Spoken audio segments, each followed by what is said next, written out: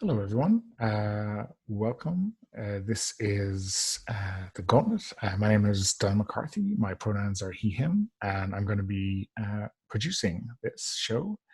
We're all playing Primetime Adventures, and this is episode 2 of our Resistance show. Let's go around the table in character keeper order and get everyone to introduce themselves, and then we can do our previously on segment.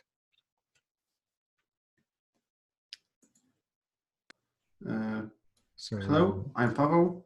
I use he, him pronoun, and I'm playing Pierre, the retired, the ex-soldier, and currently a doctor at the hospital, and also the member of the resistance who is the least trusted because he is still working and healing German soldiers at the hospital.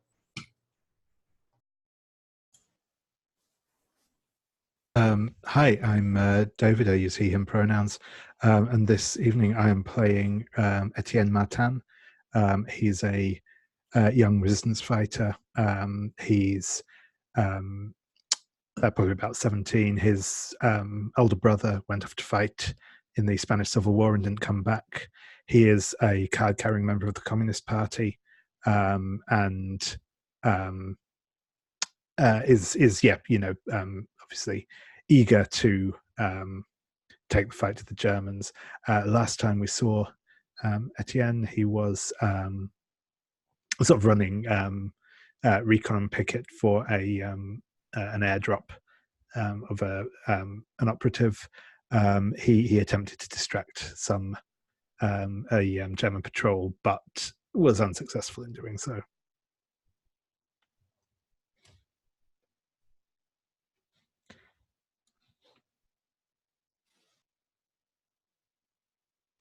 Sorry, having a bit of trouble with my tablet today, obviously.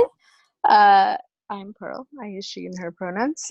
I am playing, what's my last name? Sophie Garnier.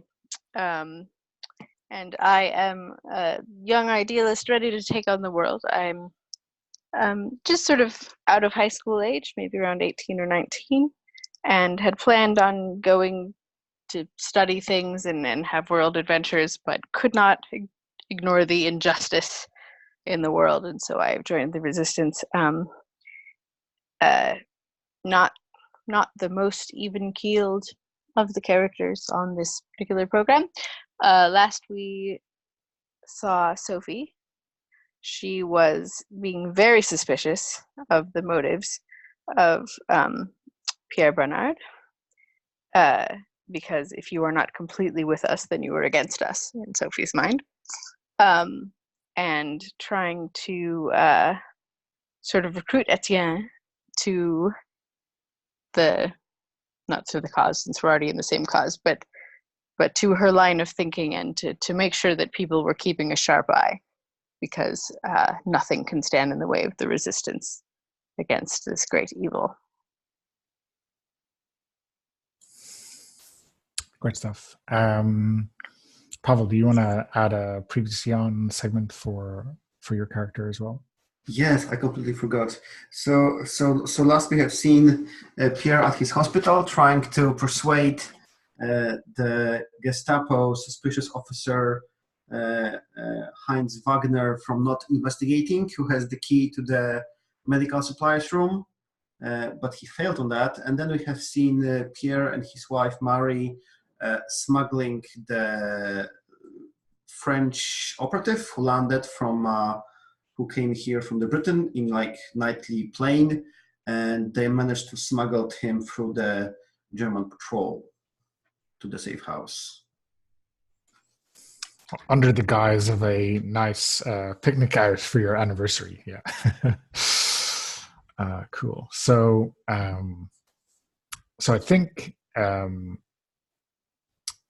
I think the show today is kind of opening in a very odd kind of manner. It's not opening in France at all. You know, the opening is of an airfield across the channel in Britain, and we see a team of RAF officers planning a night bombing raid on Calais itself. And we see, target instructions on the rail yards and maybe even the docks and anything that's important. So these will be, pretty heavy bombers, and obviously there's going to be other raids taking aim at the radio towers and all that kind of stuff. But Calais itself is going to get hit tonight in a bombing raid. Should we also perhaps mention, we kind of discussed, sorry, need chapstick, our connection to D-Day and decoys and things like that for what we're doing here? Or should that just unfold as part of the drama? It's worth maybe recapping a little bit that as far as this French resistance cell is concerned, Calais is going to be a primary target for the upcoming landings. I wouldn't say Normandy invasion, because obviously we're not in Normandy. And the Germans are convinced of this as well, and sometimes due to your very actions. So, this bombing raid is in some part, just keeping everyone's attention on this location, and not on the actually planned location of the invasion. So yeah. So I guess for our opening act of scenes, maybe we're going to set it, at least initially, the day before, the evening before these bombings.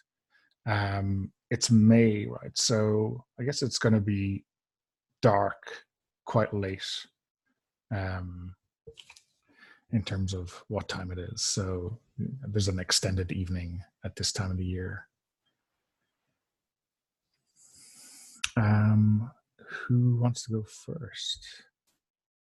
Does anyone have any jump out ideas of the first scene they want to set?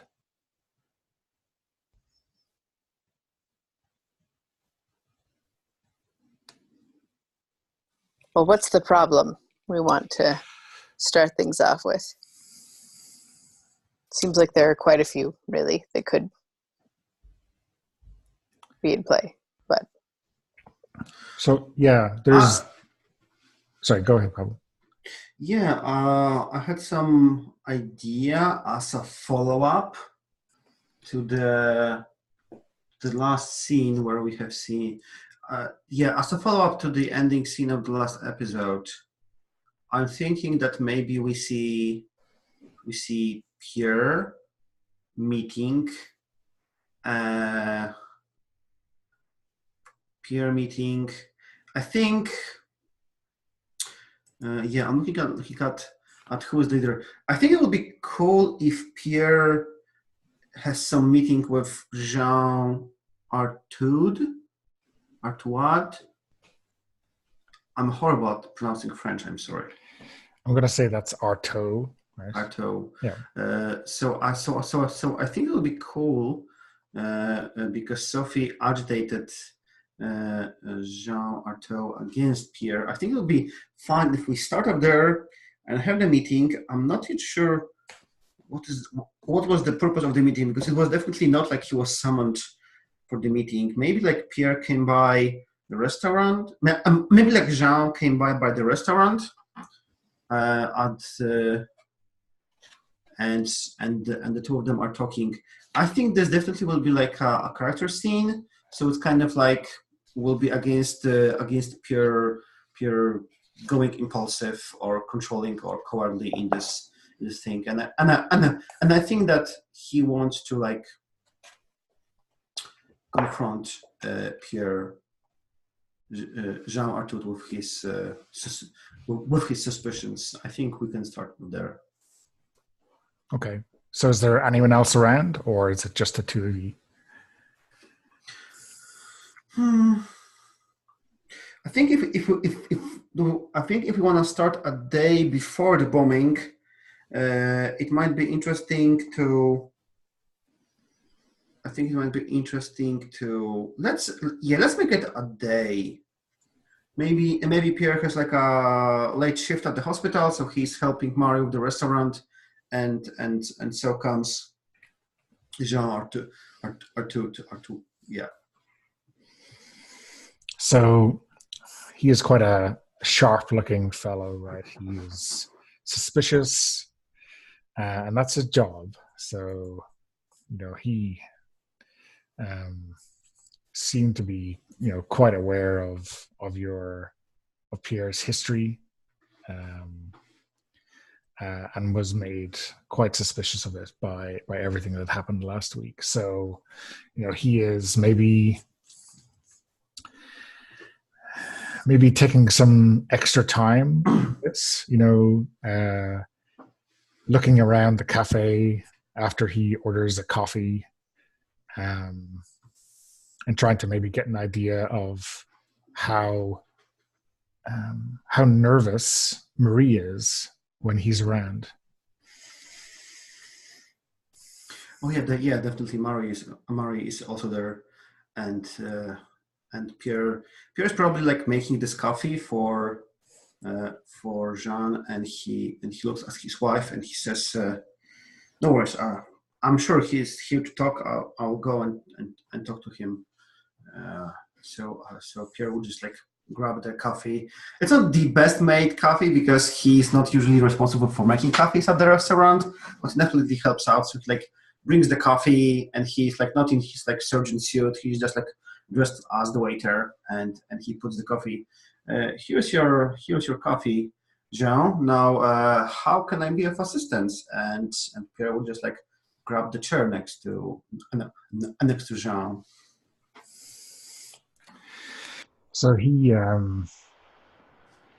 has a newspaper kind of folded very carefully open on the table, and he's looking at a column of a news story, which I think is something very mundane, like a football match result. And he tilts his head at you and says, someone with your skills and access might be in a position to do great harm to our enemy. But instead, it would appear, at least before you start digging, like you are so keen to protect yourself and your lovely wife.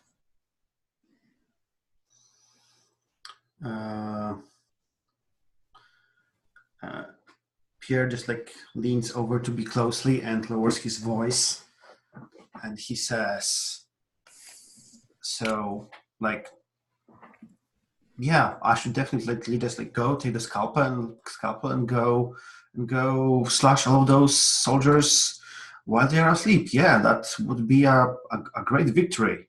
10 dead bodies, yes, perfect. And then the resistance loses all access to the hospital and the medical aid. Is that your brilliant idea?" That is not my idea at all. But I wonder, because I'm judging you right now, of how much your balancing goes in the other direction, where you will not at all risk your position.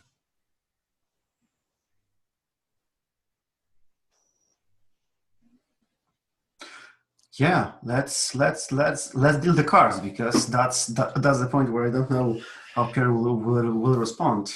Okay, so I'm going to spend. Let me look at my budget. Remind myself.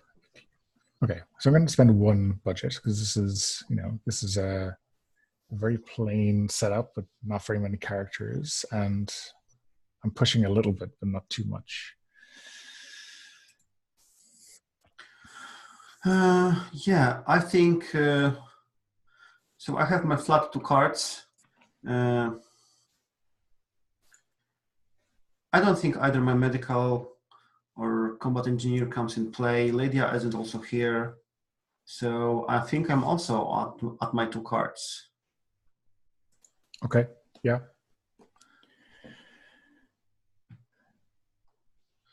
So you want to not draw first, or should I draw first? You can draw first.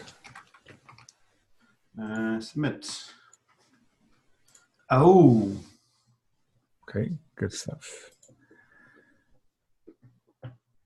Okay, so yeah, I got 1 red, and it's lower than both of yours. So that is a good outcome.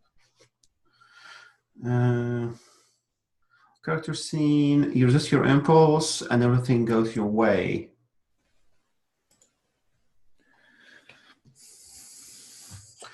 So, and your character impulse is to be controlling or cowardly? Controlling or cowardly, yeah.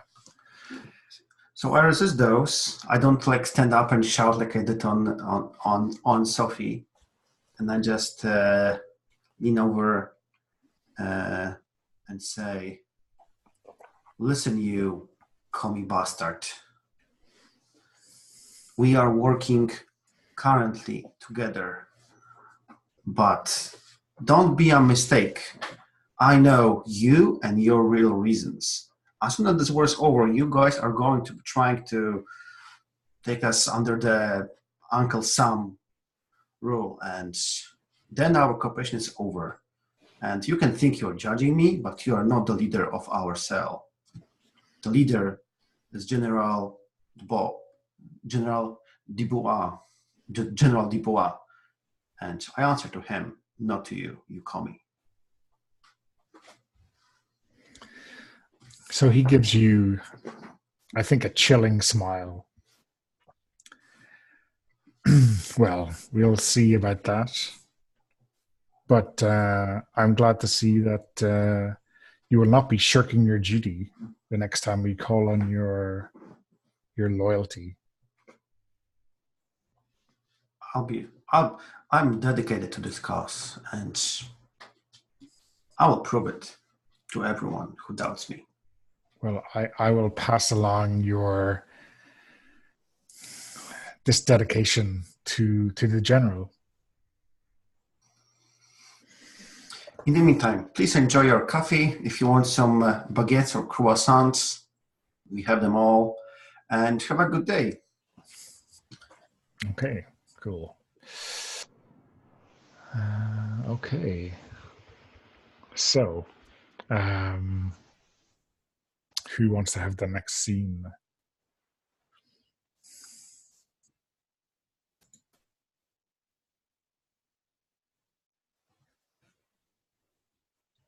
So to be clear, this is the day before now, right? We reset it. Yeah, so this is, I guess, the evening, or at least that scene was the evening before Pierre goes on shift in the hospital. So, but you can play with time a little bit if you wanted to. There's no problem with that. David, do you think we've had any further interactions, like off screen, since that conversation, or no? Possibly not in specific. No. So my thought is that my suspicion of Pierre is strong enough that I would have tried to convince someone to go be sitting in the cafe and listening, knowing it would be much too obvious if it were me. And I'm wondering if it was maybe Etienne. You are welcome to say no, but that is a thought I had. And then the scene would be you reporting it back to me and us discussing this new side of Pierre that we have just witnessed, being so concurrently mouthy in a way that is suspicious, but also like seemingly very for the cause, which is like contradictory and confusing to young Sophie, who does not inherently have any contradictions. But you don't look thrilled, so it's okay if you say no. Oh no, Reinforce. that's fine by me. Okay. That's cool with everyone else. Pablo, you cool with me having sent someone to check up on you? Of course. All right. So in that case, maybe in the room where I'm forging documents, because I think a lot of that can probably be done by rote, just like cutting and pasting, like the intricate stuff, not, but there's like boring. So maybe I've asked you to come down and have a chat at some point. Yeah, and I think we see kind of Etienne coming in and sort of, almost like skipping down the stairs sort of thing. That is obviously like is quite active, as it were, and he sort of comes over to where Sophie is, takes off the cap off his head, sticks it in a pocket,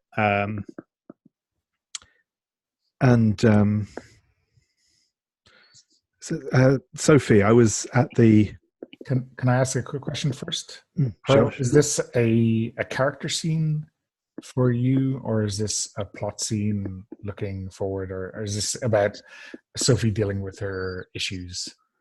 Oh, I forgot we're supposed to figure that. I knew there was a mechanic. I was forgetting. Remind me of what the difference is. So in a character scene, we find out how a protagonist is dealing with their issues, and in a plot scene, we find out if the protagonists get what they want. Right. So I think probably a personal scene then, or character scene, because it's sort of going to depend on how the conversation about Pierre goes, and then what cards I draw in terms of how I react to it, more than some specific aim.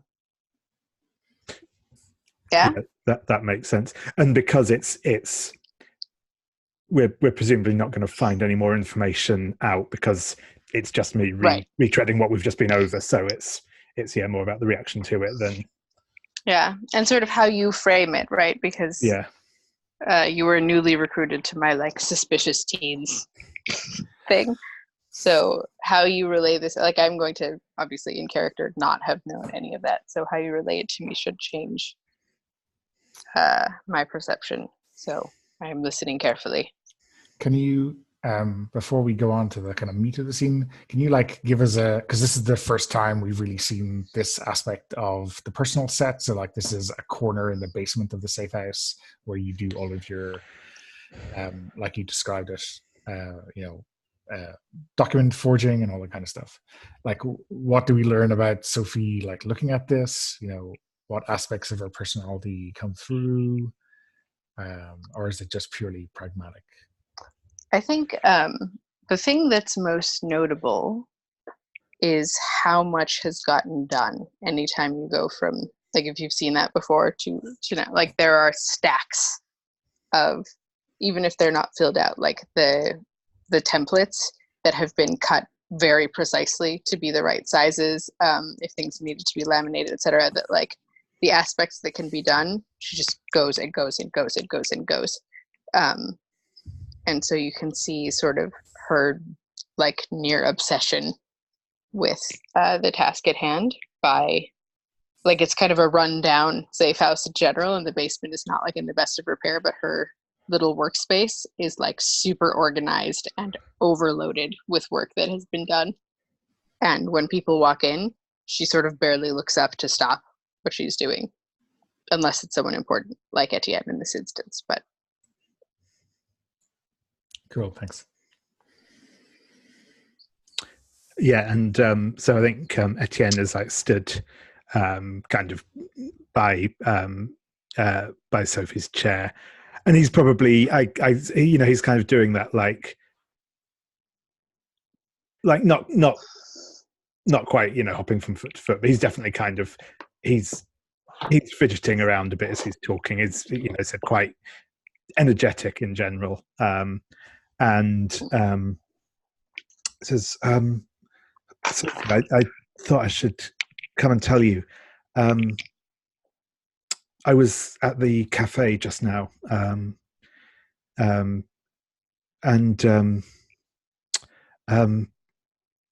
Artaud came in, and he and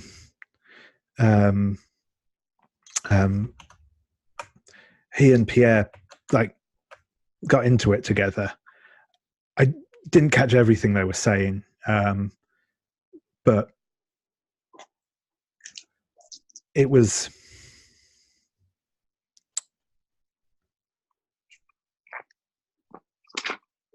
I don't know. I think you might be right. I don't know if I trust him either. I think you might be right. He's.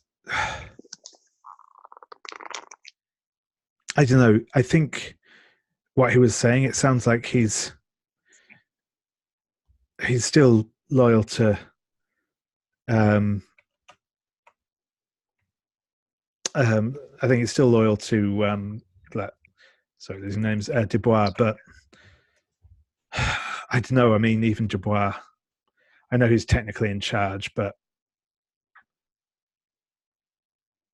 Well, what was the actual conversation? Because I think maybe I'm not. So Jean Artaud met with Pierre, and you got some suspicious feeling from it. I would think that Pierre would be on his best behavior for Artaud. So was there a?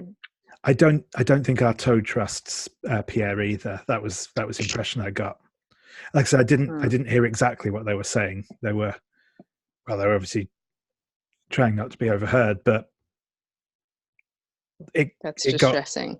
It got heated between them, and yeah, I don't think. I don't think. Well, they don't like each other. I know that much for sure. Interesting.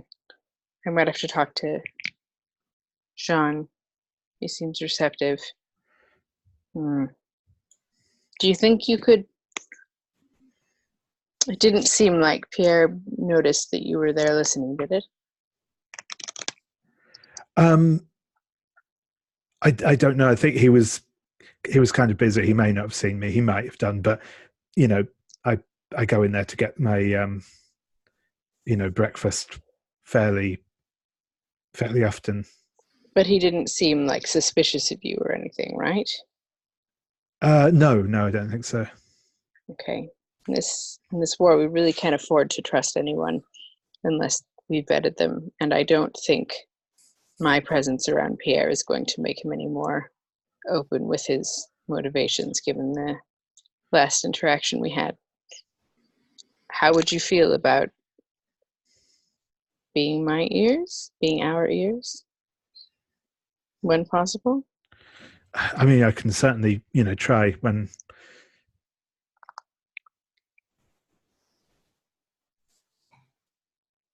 I mean, I'm not asking you to tail him. Obviously, we have our own responsibilities that are very impressive, important. But if you happen to be near where he is, could you keep an ear out? Because I feel like this war is going to be won by many things, but one of those is by making sure that we out anyone in our midst who would betray us, because we need every advantage we have.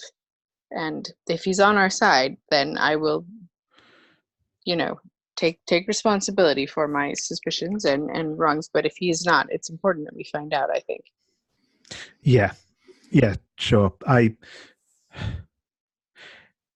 He certainly, I mean, like, I don't think he's working with the Germans or anything, but I don't know. Yeah, there's definitely something going on.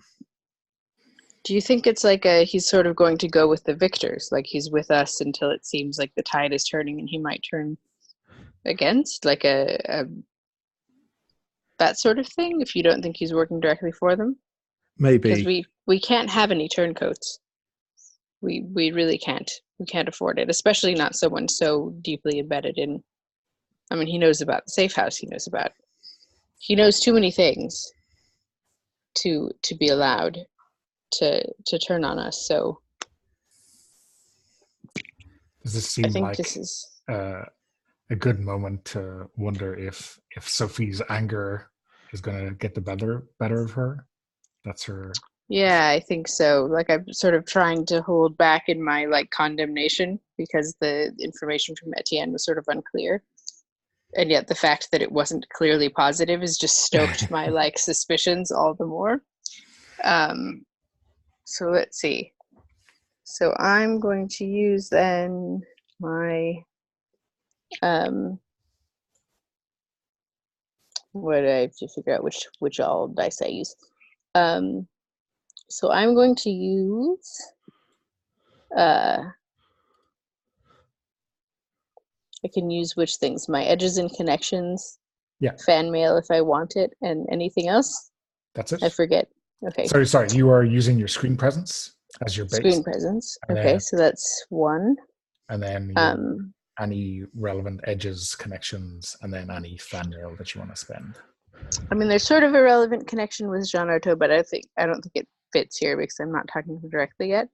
But I think tradecraft does, because what I'm doing is clearly attempting to like set up a thing. So I'll use my tradecraft edge and my screen presence. So that's just 2. I'm pretty sure I had more than 2 fan mail, but I didn't write them down. So do I want to use a fan mail? Maybe I don't. Maybe I'm willing to possibly let this explode. So I just pick 2 cards, right? Yeah, and I'm gonna spend 1 budget on this too. I'm spending 1 fan mail in your favor, Dono.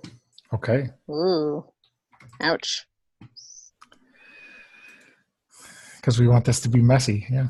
Okay. It's certainly not. Of course, I'm like really looking forward for Sophie to going reckless and doing something. Oh, she will. Eventually, regardless. All right, so I'm going to draw 2 cards. Is that right? Yeah. Okay.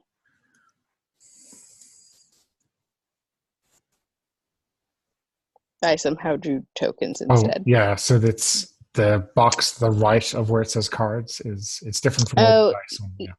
Yeah, and it also does them on the next line for me, which is confusing, but I found them now. Okay. Nope. Okay, I'm clicking all kinds of things. My clumsy thumbs. All right, 2 in what I think is the card box. Submit. All right, so I got, are aces high or low? Aces are high. So I got 1 red and it's an ace. Okay. I got 2 red, but they are lower than aces. So what is that? That like I can check the rules thing, but yeah. So that means so it's a no but, right? So you're right. And then a character one, that means you give in to your impulse, but there is a silver lining. Okay. Give in to my impulse, but there's a silver lining. Okay. Let's see. What would the silver lining? Because giving into the impulse will be easy. The silver lining will be harder. You can find out something about the Gestapo officer investigating the case of medical supply, something like this. From Etienne? Or someone else can just like bring in and like whisper this to your ears, like, hey, the Gestapo is like looking. Maybe the Gestapo captured someone already. You have the full freedom of deciding something in your favor. Yeah. I mean, that's what we have seen. It could be that someone comes in looking for some hospital ID. Okay. For you to do up because they know that the Gestapo officer is turning up the heat there. So that could be something we can introduce. Okay. Yeah, the only other thing I want to propose, and this is again sort of like with David's permission only, would be that despite sort of the recklessness of my passionate thing, that it would sort of further inspire Etienne to follow my banner of like passionate rebellion. I can't tell how much, but like with the sort of determined to prove himself, that would like make him want to anchor on to someone else who's very passionate. But if you feel like that's a direction your character might go. I kind of feel like that's where my character is already. So yeah, I think maybe like something like, finding out some more information, something might be a more interesting thing to add in. Okay. So I will just start it out and someone else or something then, because I don't have a specific thing. Etienne, there's not enough being done. There's not enough being done. Like, we're fighting a war against the greatest evil that's ever existed. They are exterminating people. They are drafting innocent people to do their dirty work as they kill men, women, children, elderly people. And we sit in a basement. Like I said, I can make as many punch outs of cards as time allows. But if we don't investigate the people in our midst, everything will be lost and all of this will be for nothing. This is the time when we're supposed to be developing who we are as people and going out into the world and building lives, and we're giving all of it up to be here in this dank basement in the middle of nowhere to fight. And one man could turn the tide against us. And these vague, like, oh, someone maybe doesn't trust, like, that doesn't do anything. We need concrete information. We need to know where people's loyalties lie. And if we need to test them, then we need to test them. And if they don't pass, they're out. Well, I'm with you, Sophie. We can't lie down against this. We need to do something. I don't know what it is, and I am very hesitant always to go against the people in charge, because I do believe in them and what they're doing. But I think sometimes they are too quick to let things go, to let things slide. And not on my watch. If I have to, I don't have anything specific to say, but I will act. The time comes to act. And I will count on having you by my side. I trust you, and I don't trust many. Of course. I'm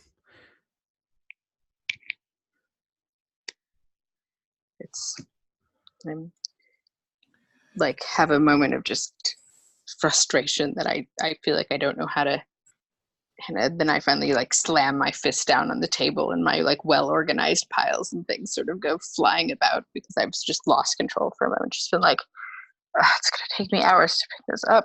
I don't have time. I don't have time. There's so many more to do, and every minute that we have that's lost, I can't afford to let my emotions get the better of me like this. And I just. So I think in the middle of this kind of, well, it's not really a tantrum or a panic attack, right? It's just a little bit sense of overwhelming pressure, right? And frustration and almost anger that like no one else seems to be taking these threats as seriously as I am, and that in order to like toe the party line, I sort of have to be a little bit more chill about things. So the quartermaster of the cell, who we saw last week, Yvonne Leroy, comes in and I think almost doesn't see Etienne. The way the light falls, is like standing beside you, making her request, almost before she notices him, and says, "Oh, sorry, Sophie. How are we set up for hospital passes?" Quite well on the whole. I'm sorry, just unfortunately I knocked some things off the table, but all of the ID cards are cut out to the exact parameters that were given to me, and the form filling parts of them have been printed, with exacting within the exacting specifications, so they should look very official. And I have the laminating sleeves ready that we can put them through the machine, and we should just be able to type in the information for the appropriate personnel and have them ready in minutes. Okay, we need this Gestapo officer Wagner is getting suspicious of our supply arrangement with the hospital for Okay. morphine, especially.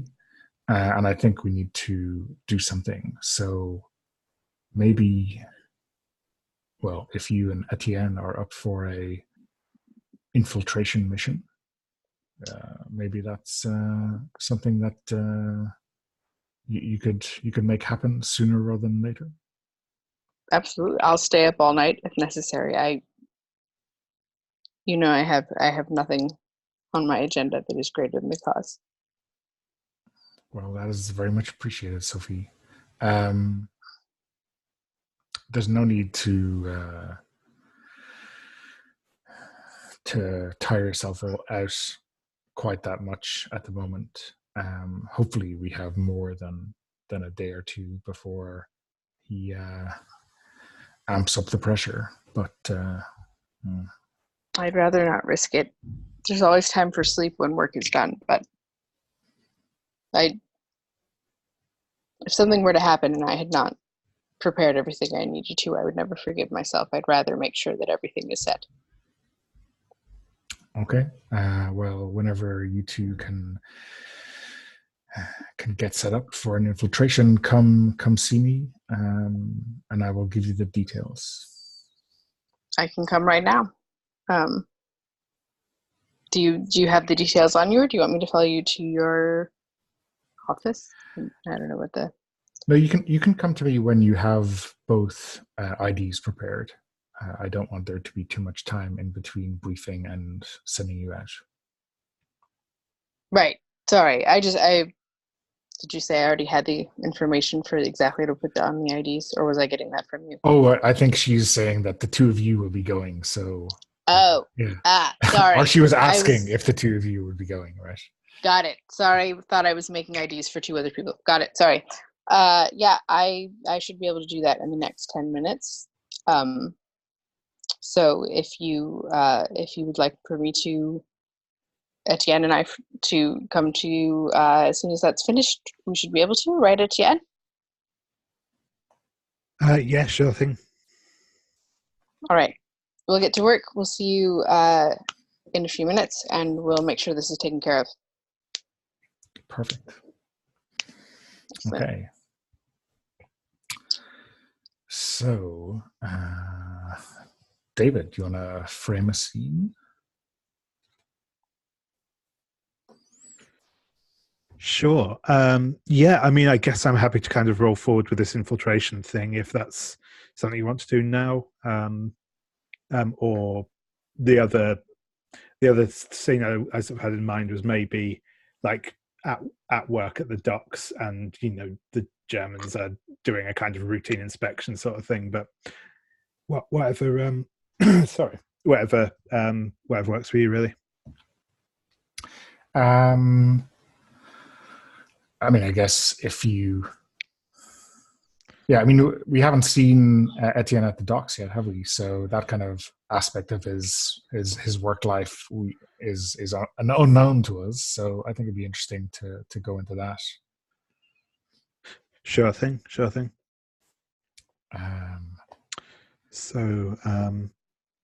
Scene-wise, I could see it potentially going either way.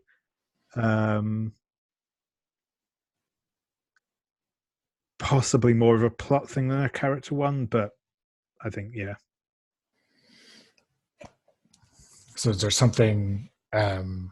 what is Etienne trying to... Actually, no, I think probably a character scene is maybe more appropriate, because I think it's the way I have it in my mind is maybe it's more so like it's more about him like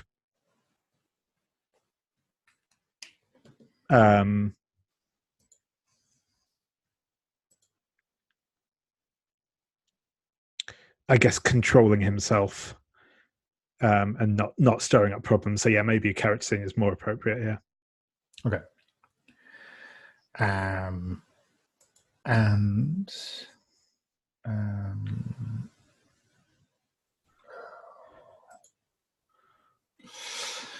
Okay. And at the docks, right, we I think we established last week that Jean is, a senior member of the Shipwrights Union. That's right. Yep. Yeah. So you could very easily have him in on this as well if you wanted to. Yeah, that would be cool. Yeah. Okay. You can probably also, if you want to, since he's my connection, probably share any conversations we've had. I would have included him on the people I think we can trust list, which of course is up to you whether you want to actually use that. But I think Sophie would have communicated that Jean is one of the good ones. Sure thing. So what does what exactly is it that Etienne does at the docks? So yeah, I think kind of a bit of all sorts really. I think he's probably kind of at the minute that's in that sort of thing of being like a kind of general apprentice essentially. I think when we see him, he is there's like a like a fishing boat up on like the up on the slipway, and he's fiddling about with the engine, twisting things with a wrench, and generally covered in grease. And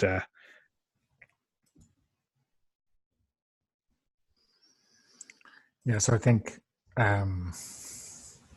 Jean is up on the wharf, maybe above the slipway, talking to a couple of senior people in other unions, maybe stevedores or welders or something like this.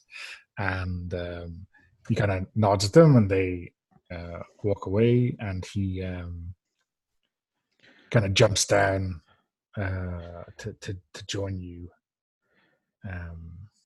which isn't something people would remark upon. He's down here a lot, so it's not unusual for him to take a look at one of the junior members of the union and what they're up to. Yeah, and I think as he comes over, Etienne will put down the wrench and sort of roughly wipe his hands off on a rag sort of thing, and hold a hand out to Jean and say, Comrade Artaud, it's good to see you. Well, I think you need to start being a bit more cautious. I'm not sure. This kind of cloak and dagger stuff doesn't come easy to many people. And maybe you're not cut out for it.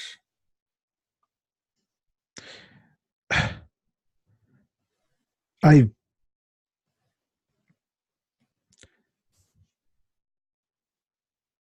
will get better, comrade, with training, with experience. I may not be there yet, but I'm willing to do whatever is necessary for our cause. I don't doubt your commitment, comrade. It's the you're young, and when you're young in a union, you think everyone else is on your side, but that's not the way it always works.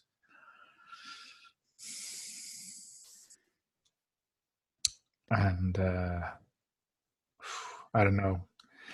Back in the old days, I've seen people who lost all their heart when they saw one of their friends cross a picket line or something. I don't want that to happen to you.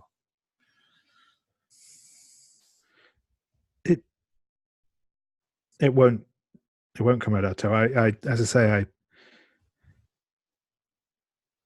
I will. I'll do whatever I have to do to kick the Germans out of our country and make it ours again. Well, I mean, for your brother's memory, maybe I'll give you this kind of extra chance. Maybe you can live up to him.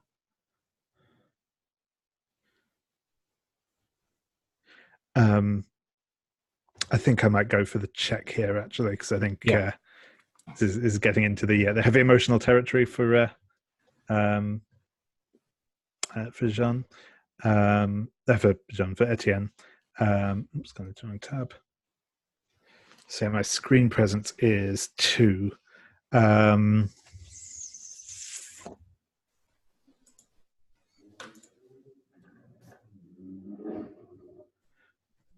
I guess his maybe the plucky young revolutionary thing could come into play here, because it's him kind of living up to that.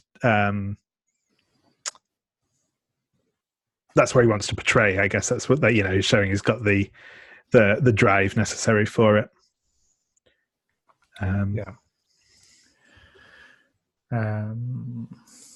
Anything else here? I don't think so. No, I think that's okay. I'm gonna spend 2 budget. There's an entirely new location, and there's stuff going on. Plus, this is definitely hitting Etienne in the kind of core of his kind of life background, right? Yeah, definitely. You spending any fan mail, or are you gonna leave it at that? I think I'm gonna leave it for the time being. I think I want to see how this goes. Okay, so you're gonna draw your cards first. Sure thing. Well, that's 1 red and it's a 5, so we'll see how this goes.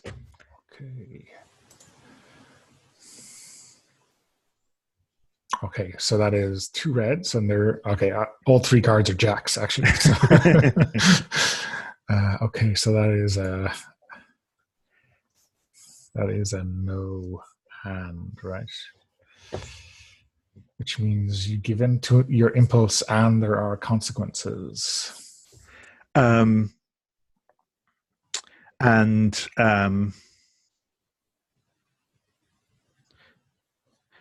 think that the sort of the he just sort of throws the rag that he's been wiping his hands on down onto the dry dock, and says, "I don't need you to condescend to me. My brother was a great man, and he gave his life for our cause. And I'm not going to stand here, and I don't need you to give me second chances. I can do this, and I will. I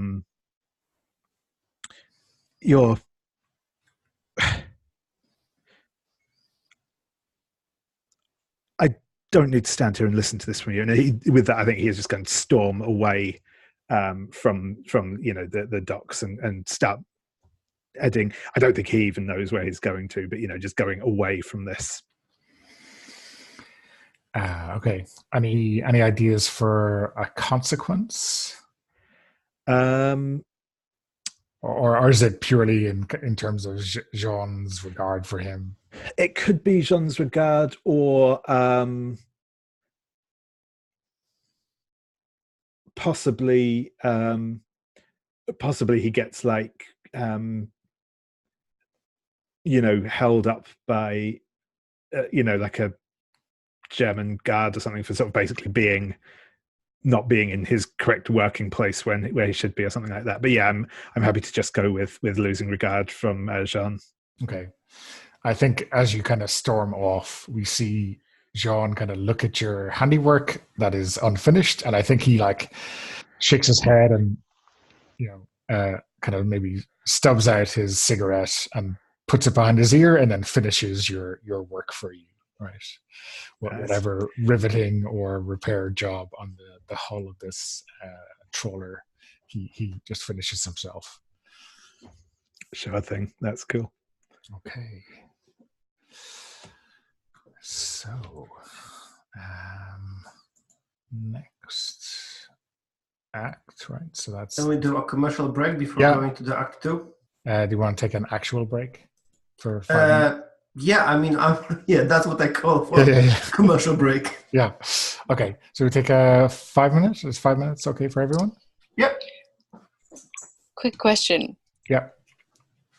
What era is this TV show being broadcast in if we did want to do commercials? Oh. Yeah, I don't know. Not that I'm plotting anything. No. Okay. I don't know. I haven't even given that any thought. I think it should be like modern. I was thinking modern, or maybe like when was it that like all Band of Brothers and that there was that and the Pacific one as well. That was like late 90s, early 2000s, Early I guess. 2000s. Yeah. That's a good time for me TV wise. Yeah, I was going to say late high I've school years. Okay. I mean, I guess the communists are getting far too much a good play here for it to be in the 80s. Meh. Okay.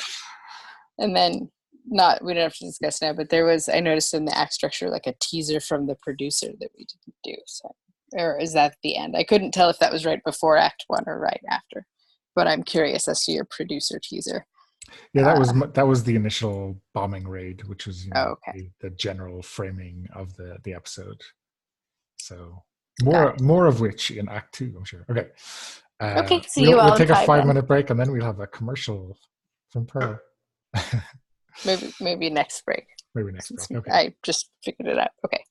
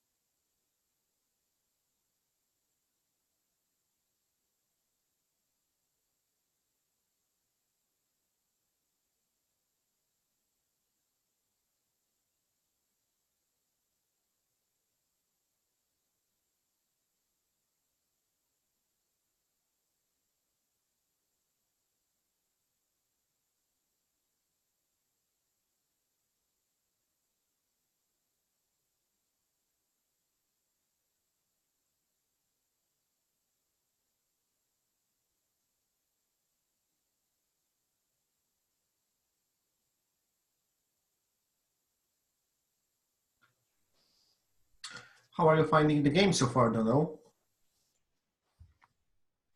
Yeah, it's. I think I'm slowly getting to grips with the pacing, right? And the structure is a little bit strange, you know.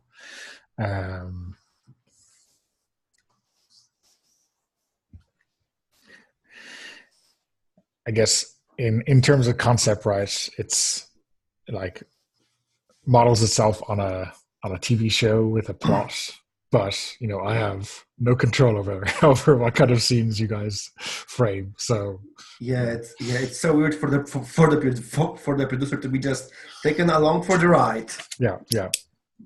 So we'll see. So far, so good. David, a short reminder: please don't forget that you can also hang out fan mails. I think I've handed out like 4 already this session.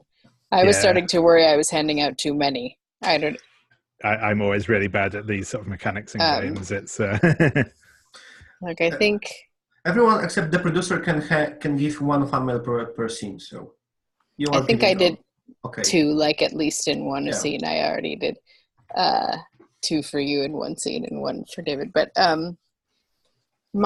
feel like my central conflict in knowing how to play is like wanting to follow the act structure with having like we've introduced the problem, but like I'm not 100% sure what the problem is. So in order to introduce complications and contrasts, I haven't like we have multiple problems, right? We have like internal unrest, we have an impending attack, we have needing to forge documents and sneak things. So I don't know how much we're trying to focus on fulfilling the act structure like sort of clearly and how much we're just playing to find out, which is the more traditional thing, I guess. Yeah. It's hard to give a straight answer because Dono showed us the teaser and then rolled us back a day before. Well, you know, the bombing mission is leaving, and you're doing this other stuff, you know, as they are to arrive. So you know, there's like, you know, if you're in the middle of something when the bombing raid starts happening, then that is one hell of a complication, right?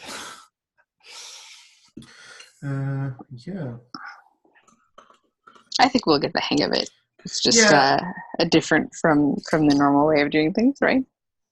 Yeah, and we as players have a lot of freedom about creating these problems and then just like going on with them as well. Yeah, I feel tentatively good about it. So I've also been trying to make like flow charts and like colorful sheets to remind me of everything. Wow, amazing. The only way my brain functions. So, okay. We had our commercial break. I started to write one, but I didn't have time. I'm sorry. So we can just move right along, I suppose. Yeah, there are so many ideas for the scene. I'm not sure which one to pick. So maybe you guys can help me decide.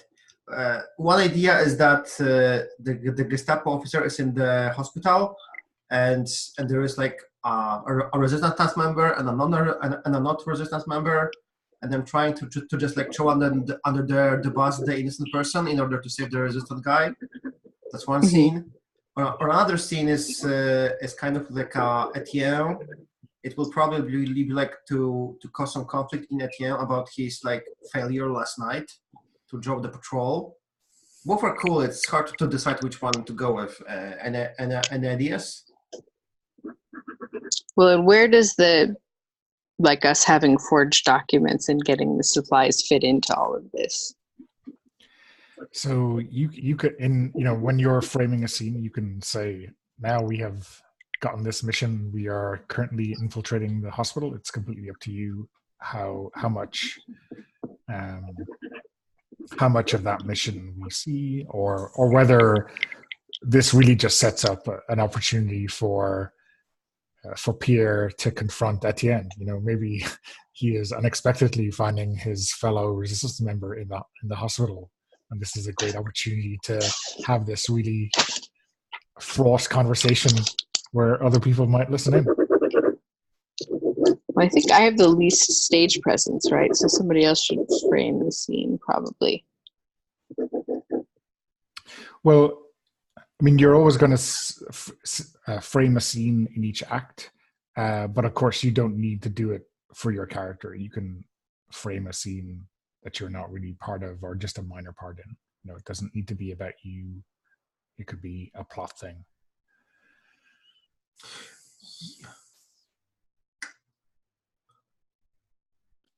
And I'd like to, at some point, have a scene with Jean O'Toole, because that's my connection, and this thing has happened with Etienne, but it doesn't have to be now.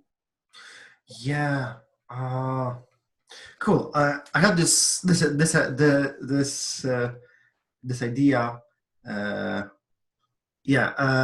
So here goes the scene, kind of like connecting two and two. It might be completely another infiltration, who knows? But I think it's like kind of like probably like an evening or at least early night. We see it's Pierre's car, and in Pierre's car there is Etienne, and why not? I think it's like Pierre and Etienne in the car, and Pierre is just looking back at this bomb under the car, under some cover, and I think both of us are just we're just like sent on a mission to just plant this bomb somewhere, and we have this like forged documents by Sophie, and we're just about to go on, and I'm kind of envisioning this as this will be like a character scene for Etienne to see whether he will act childishly or not after like Pierre will confront him with his feeling last night. How are you feeling about this, David? Yeah, that sounds fine by me. Cool. So let's go. So let's go on with it. I think we should like Pierre just like looking at the bomb, and he turns back and he looks at you, Etienne, and he says, "Well, I haven't planted a bomb for some time now. I think the last time I've planted such a large device was the First World War. I don't think you have been around when I was planting such bombs." No, that was a bit before my time.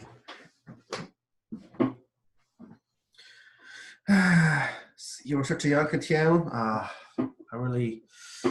You are the reason why I see we are fighting this war for the young people like you.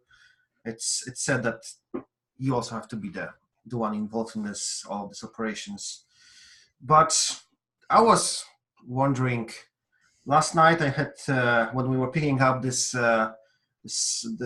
agent sent to us from the Britain, I had a run-in with the patrol on the road. They were like completely off schedule. I was supposed to just have to deal with the road blockades, standard thing, but there was this road patrol. Now, if I remember briefing, you were on the duty to lure the patrol out? Yeah, I tried to, distract them, lure them away. Maybe I should have just started shooting, but I didn't want to draw more people.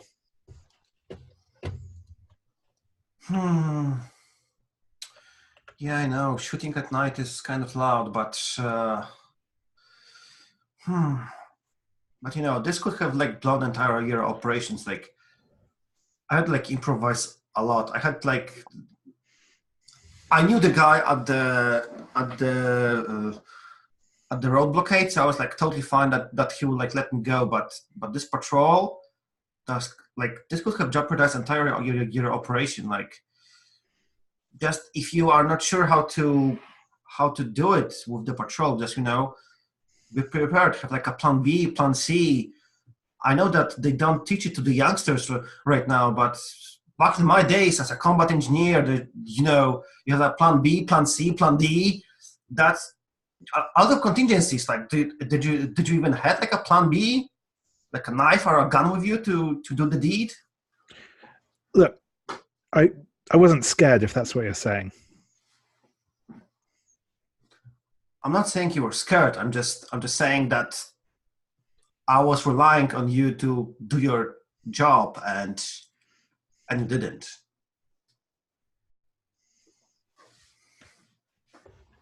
Yeah, I think that's probably. I'm going to go to the cards now. Awesome. So this is just driving along in the car, right? Or are you stopped by the side of the road, or what's the? I think we are stopped, and we can see that we are somewhere probably near some warehouse or some docks, and maybe the camera sees that we have the dock worker IDs, and we are just probably going to plant this bomb somewhere, maybe like a German warehouse at the docks or something. Or maybe they're just a diversion. It's hard to say right now, but there is a bomb, two of us, and we will go to plant it, and who knows how Etienne will behave during the operation. I wonder actually if that, because it kind of ties back in with the overall threat. I'm wondering if it's maybe a bomb that's designed to basically set like a petrol or a diesel tank alight to act as like a it's like a targeting aid for the bombardiers. Yeah. Okay, cool.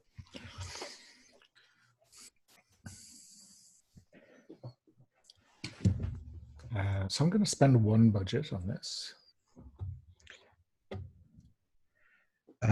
Yes. So my screen presence is 2. I think the only edge again that might come into this would be my Plucky Young Revolutionary, but it doesn't feel as strong as it did last time, and also I haven't refreshed it, I don't think, since last time either. So actually no, I could technically use it again, but no, I think it's probably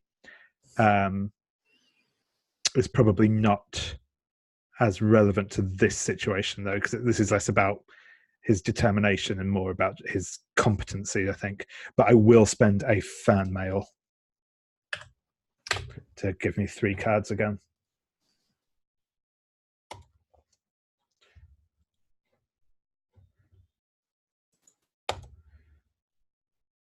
Well, is there any point? I guess I get a budget for the last one of those. I'm going to draw cards anyway because I need to. Okay, no reds at all. So, okay. So that is a resounding yes and for you. You resist your impulse and everything goes your way. So I don't know, maybe at this point it's like you were stopped in the car because you're waiting to get through a checkpoint or something, and you get waved through. Yeah. And I think Etienne is going to sort of take a breath, and you can kind of see, probably him like kind of biting his lip for a moment and say, You're right. I do need to work harder at this. Can you show me how to set this bomb up properly? I get the feeling this isn't the last one we're going to need to plant before this is over. Sure, of course. So I will just like move, turn, remove the tarp. So like here is the detonator, here is the backup detonator. If the timer doesn't work, this one will just give you like a 5 minutes. It's like a slow burn. And if you need to cancel this, you cut this or you remove this, and then it stops. And yeah, you are good to go. You have like 2 detonators, and you're good to go. So yeah, let's go plant this thing, Etienne.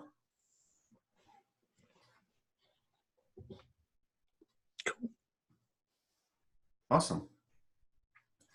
I think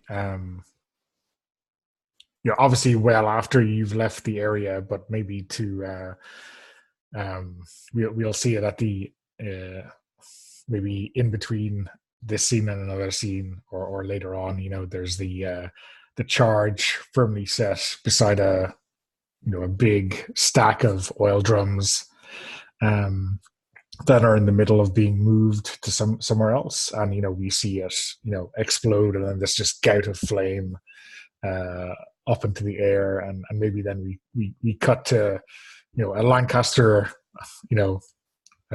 however many thousand feet up in the air as it draws a bead on this definitely unusual light source, and they start the bombing run.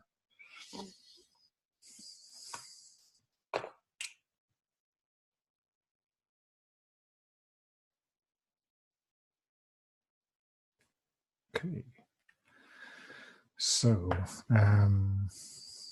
the next scene.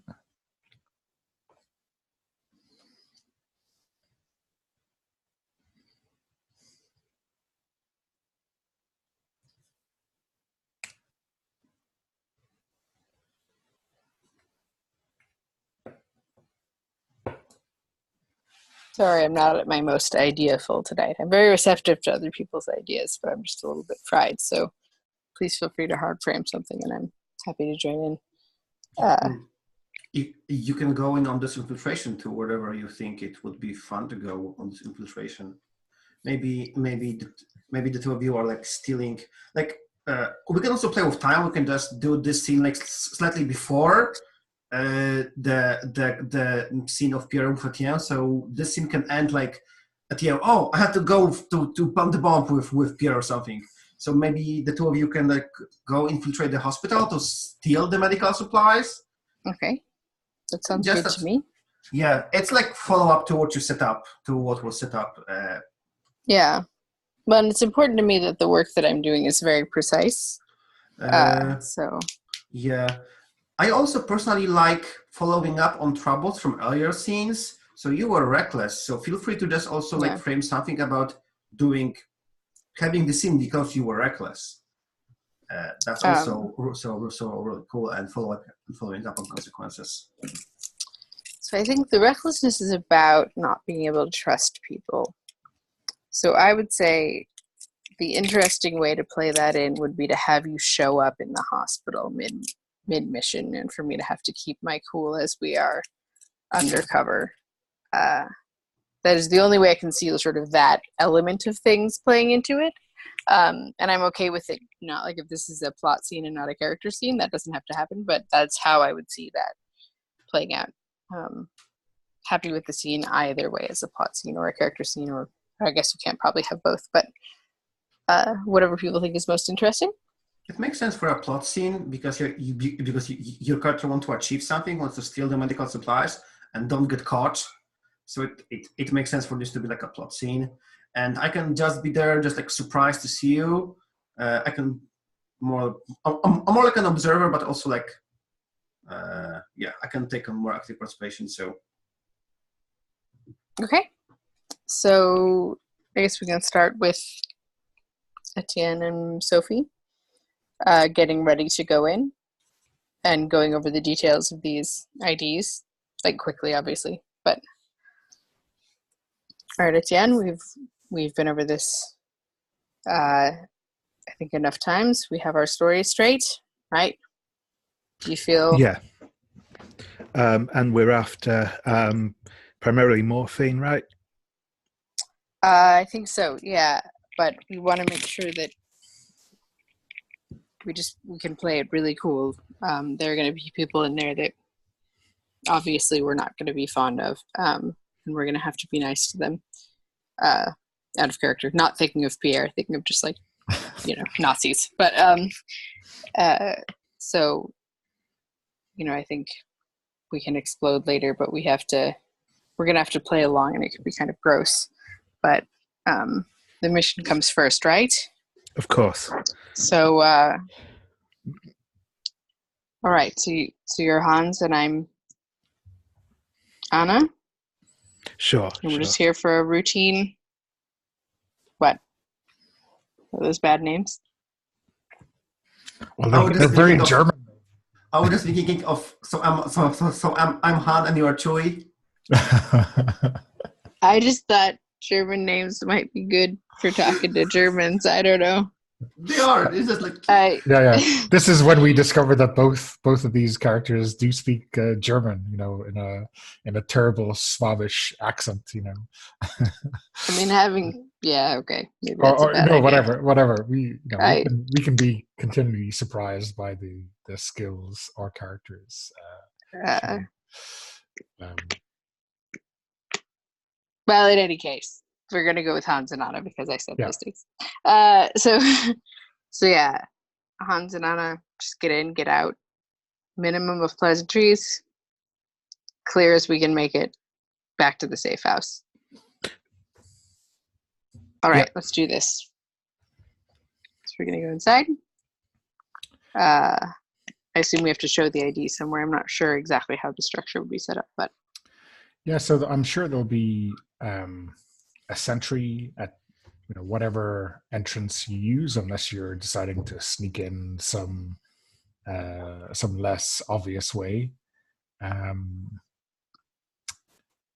I think we want to use sort of the traditional channel, right? That's why we have the forged ID and stuff. So, but I guess the like what you want to do, right, is get the morphine and get it out. So I don't think it's worth making this a challenge, but I think maybe the German guard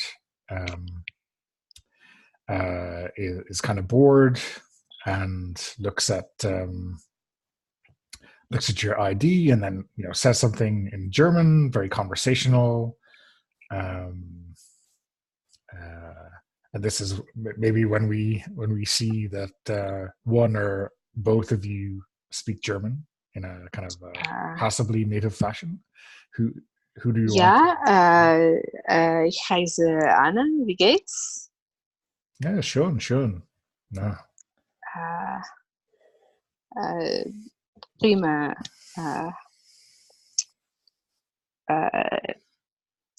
Heißt Hans. Wave, David. Hans. That's you. So I think he has the ID, right? So he's like, he looks at you as if to say, I can read that. What is he, an idiot or something? You said he was being friendly and bored, so I was trying to make conversation. So yeah, he kind of he makes some small talk, but he's not. I think he's waving you through because he can't just be seen chatting here with a bunch of randomers. So he's quite happy to wave you through. You don't know how much attention he paid for you, but every time I imagine you get one of your IDs through a checkpoint, it's like a thrill of another successful forging mission. Yes, I'm very pleased with it. Vielen Dank. Schönen Tag noch. And sort of heading on through, head down a little bit.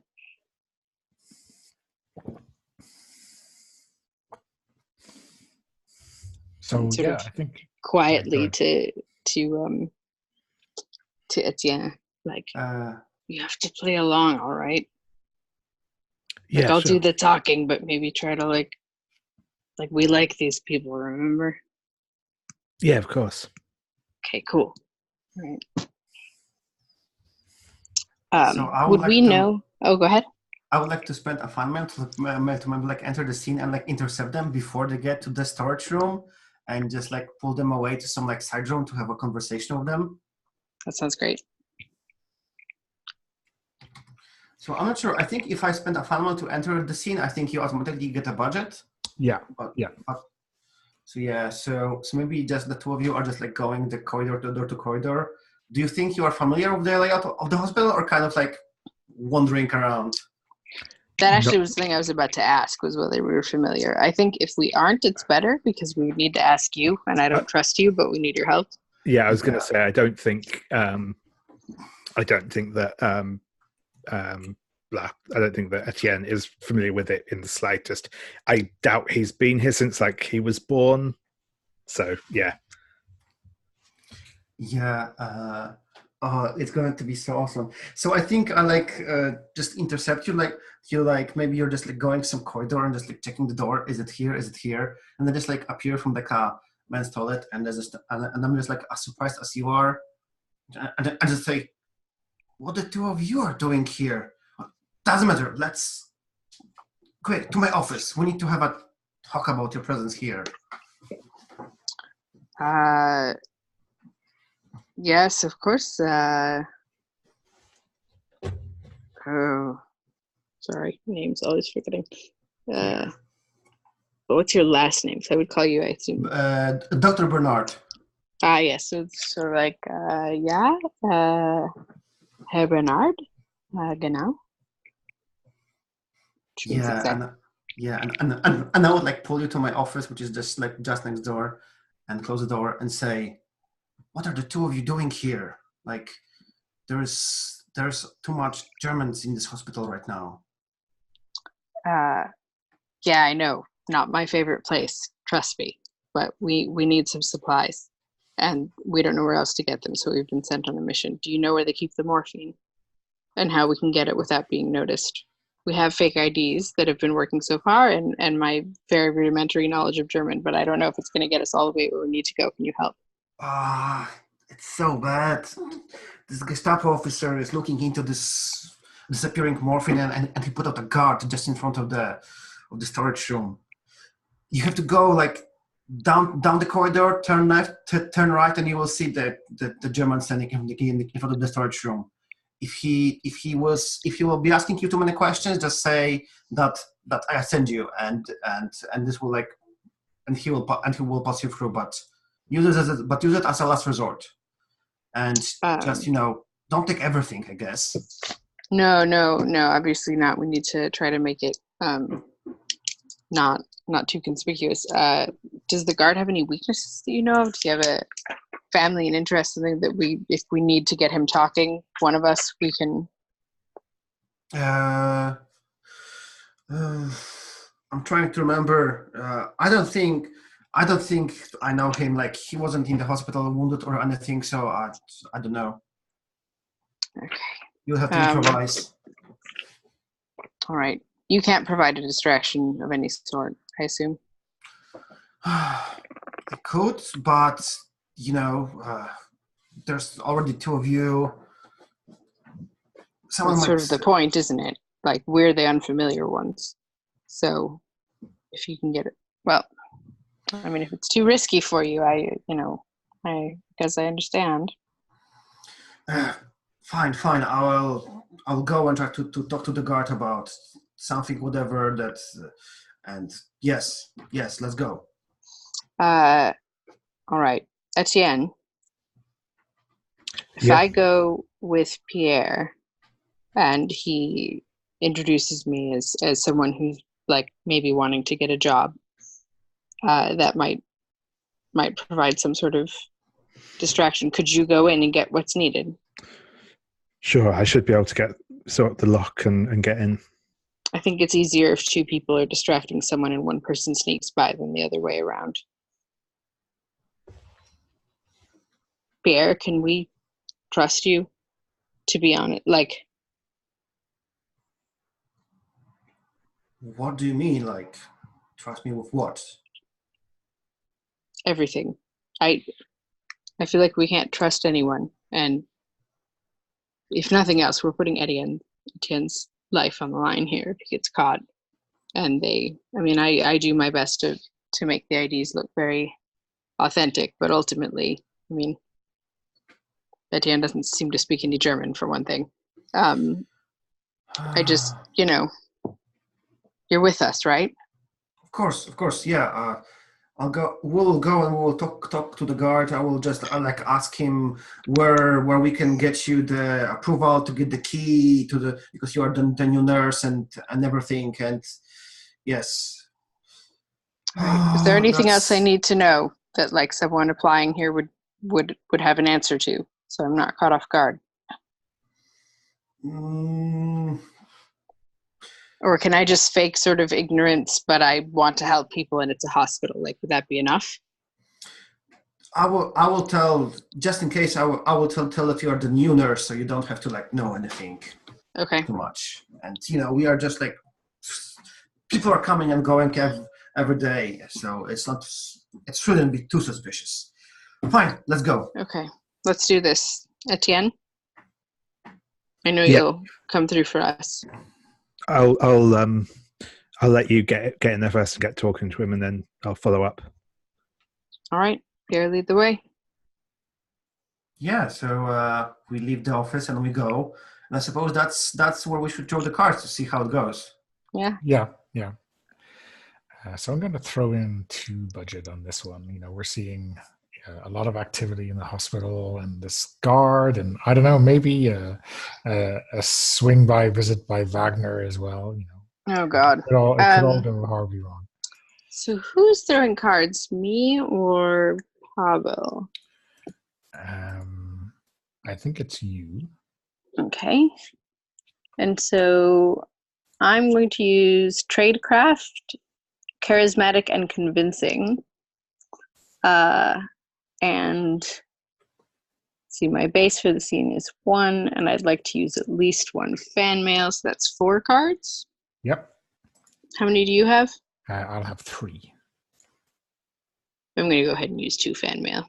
Okay, cool. I roll for your party and I do not get along well. So, all right. So I'll use 5 cards. Do you want to draw first so I don't get confused? You can draw first if you want. Okay. Yeah.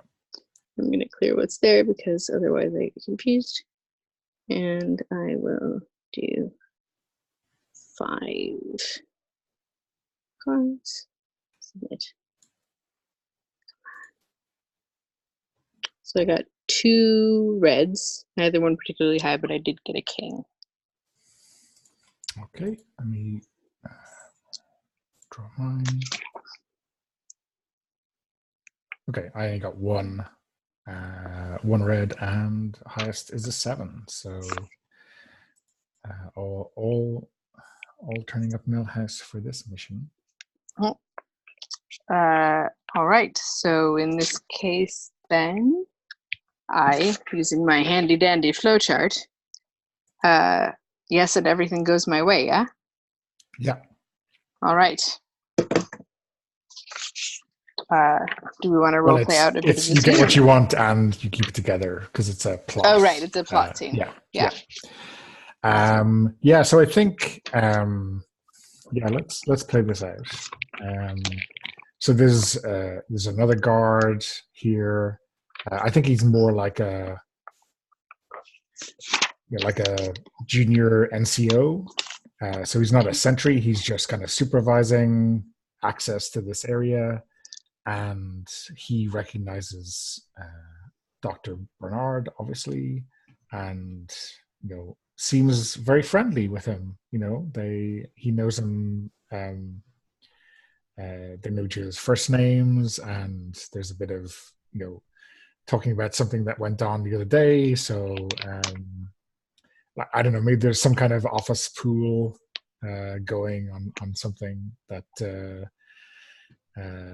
That the doctor won last week, and it's still smarting, that he got all of those everyone's francs in from a pool, so there's a bit of what looks like genuinely friendly exchange going on. And then he kind of looks at Sophie and kind of, cocks an eyebrow at Pierre to wonder what's going on. Carlo, we are just a new nurse, Anna. We need I forgot, since we're post here now, we have to go through some formal procedure to apply that she gets her own key so that she can access the room. Can you just remind me where do we go and which form do we fill in? Well, there's always more paperwork. That's what I find, Doctor. It's unfortunate, but it's the only way things can be truly efficient around here. New processes, and he kind of rolls his eyes because he doesn't like paperwork any more than the next guy. Yes, it's Form E3, presuming that the lovely nurse has all of her paperwork already set up. This is for the extra security to get the key. That will require the local state police to sign off on it, but they only require interviews for that kind of thing on a kind of random basis. But hopefully Herr Wagner doesn't want to speak to you, and he gives you a grin. Yeah, so E3, and you can drop it by my station, and we'll get Anna set up. Vielen Dank. Es ist mein Papier. Danke.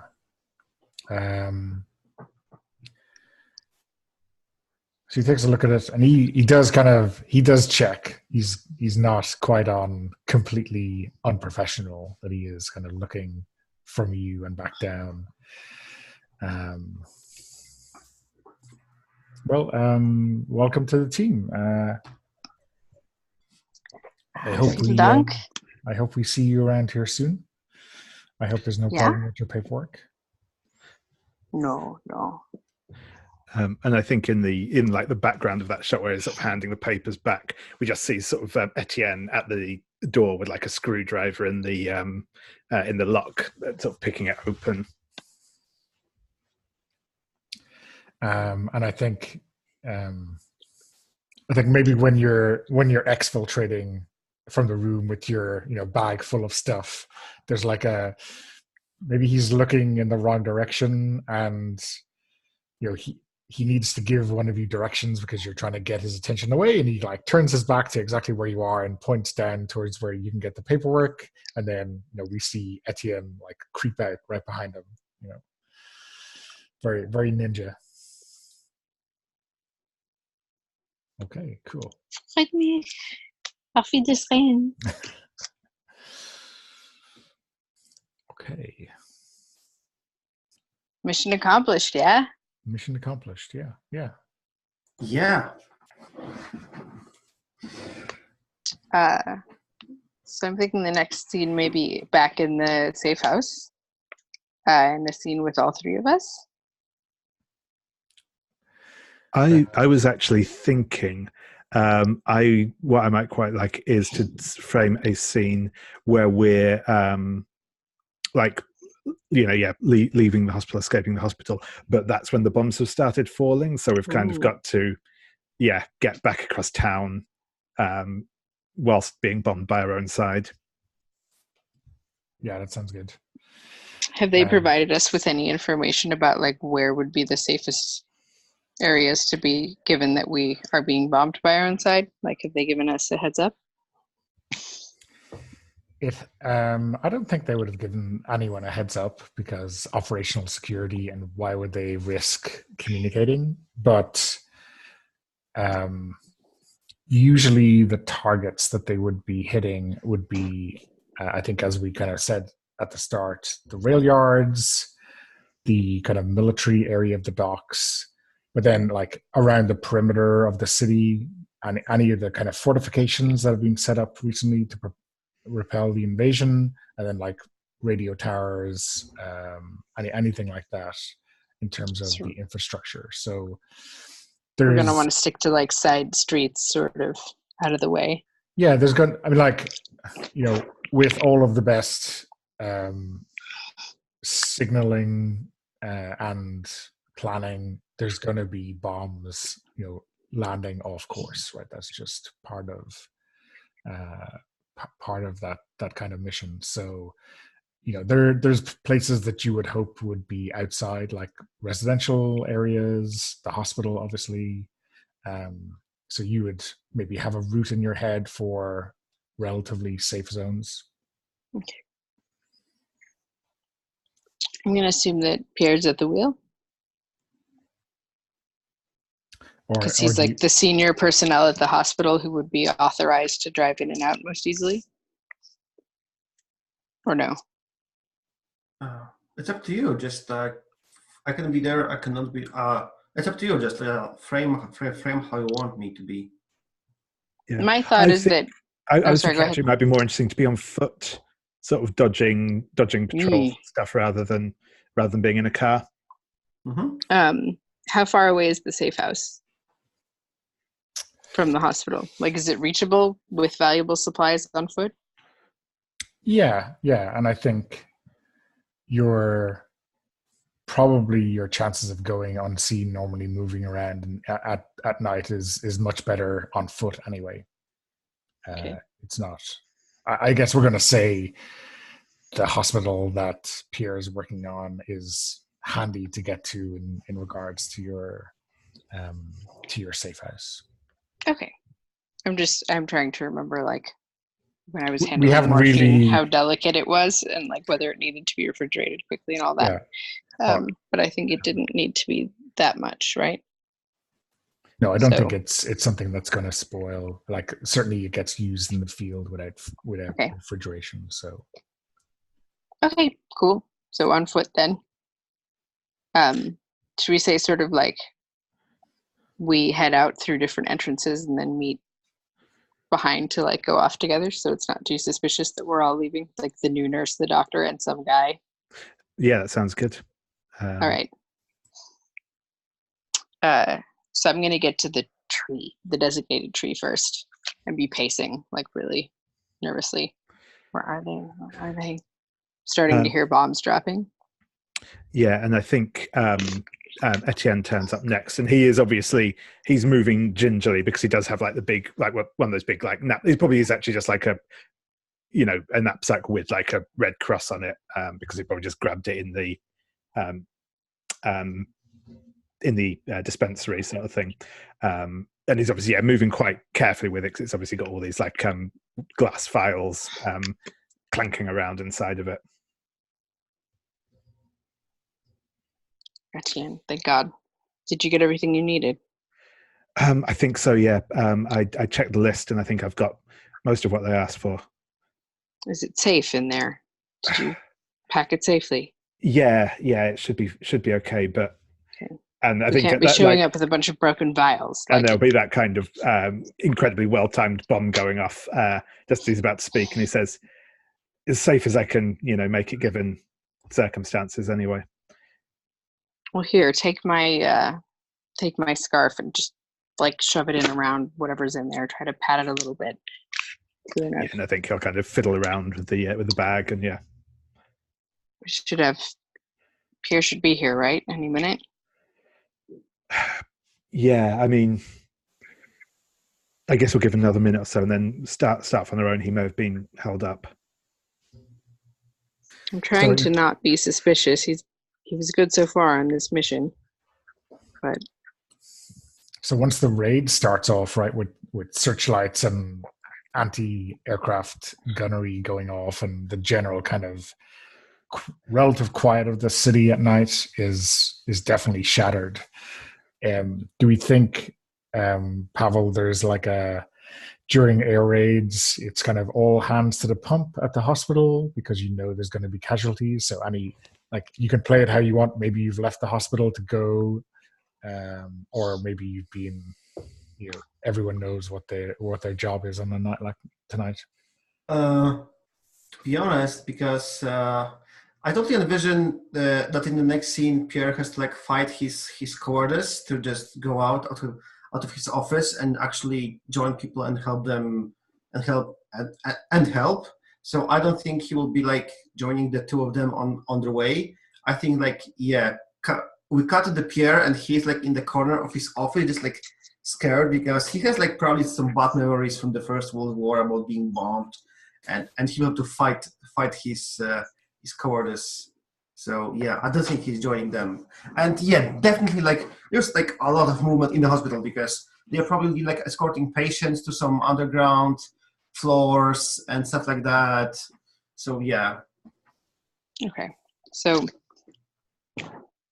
I don't know what the fuck's going on, but I think we just need to go. I think maybe Pierre's held up. I don't know what the protocol is in the hospital, but we can't hang around outside. There'll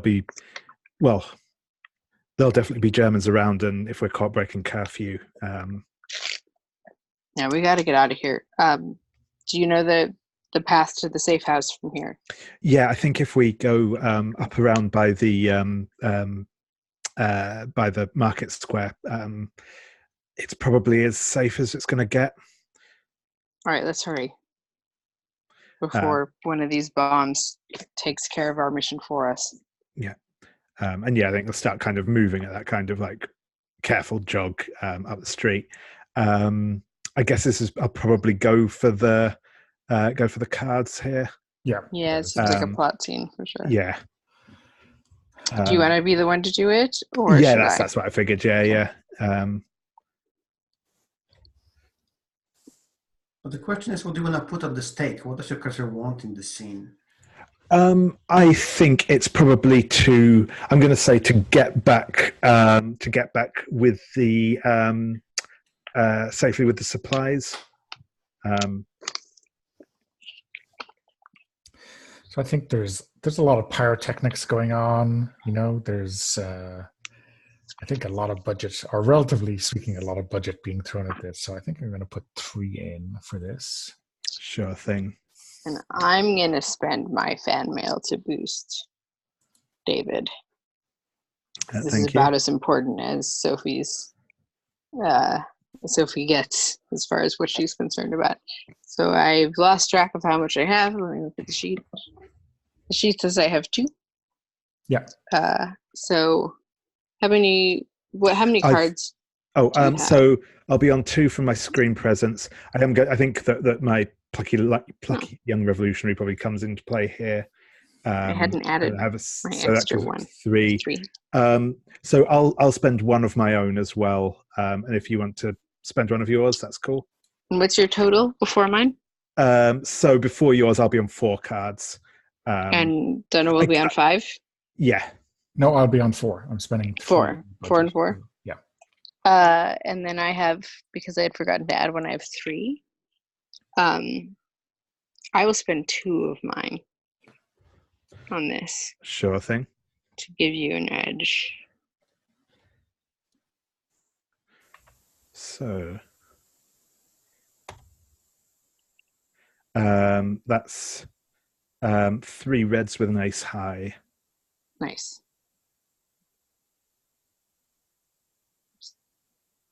So that's 2 reds with an ace high. Now there is, I think it's alphabetical order for tying. So clubs comes before spades. So you get high card and more reds. Yes. Excellent. So yeah, I think it's there'll be that kind of there'll be one of those, it's essentially an extended action scene where there's kind of that red light up above the city from the fires that have started. The sound of like bombs going off and the air raid sirens wailing in the air as we're kind of ducking between streets. I think at one point, the sort of Etienne's about to run around the corner, but Sophie sort of grabs him by the arm as we see sort of a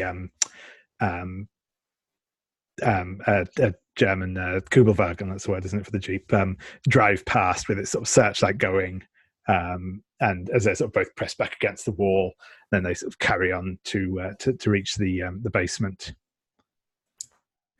And I think there might be like a scene which is almost like tense, but just like sheer gumption probably gets you through. There's like there's lots of smoke and debris on this side street that you're going down from a hit from a bomb, and like you see like a young German soldier kind of crouched behind a wall, kind of shaken obviously, and he sees you and he knows you're up to no good, but he cannot he's just so scared by the close hit. I'm picturing almost like a montage of these kinds of things, like dirt sort of like the bomb's not close enough to hit us with shrapnel, but like dirt flying through the air and us ducking and like a German car coming past and us either going against the wall or like pretending to embrace but like hiding our heads or like, you know, all the things that you do in movies.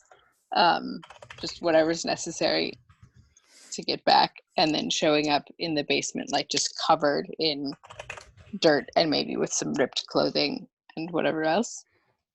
Yeah.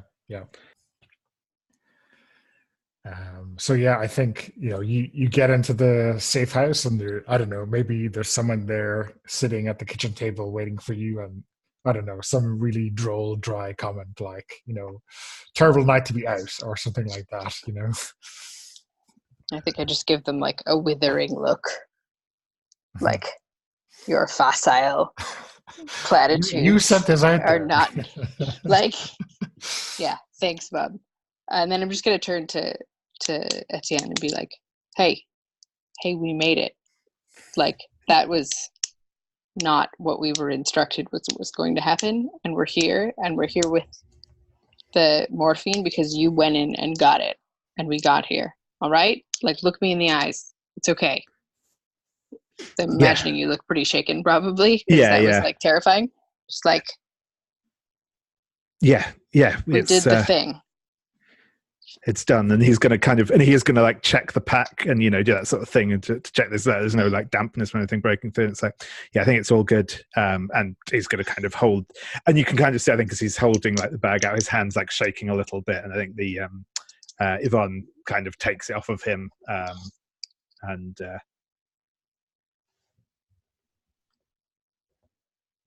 it's okay. Just sit down, all right?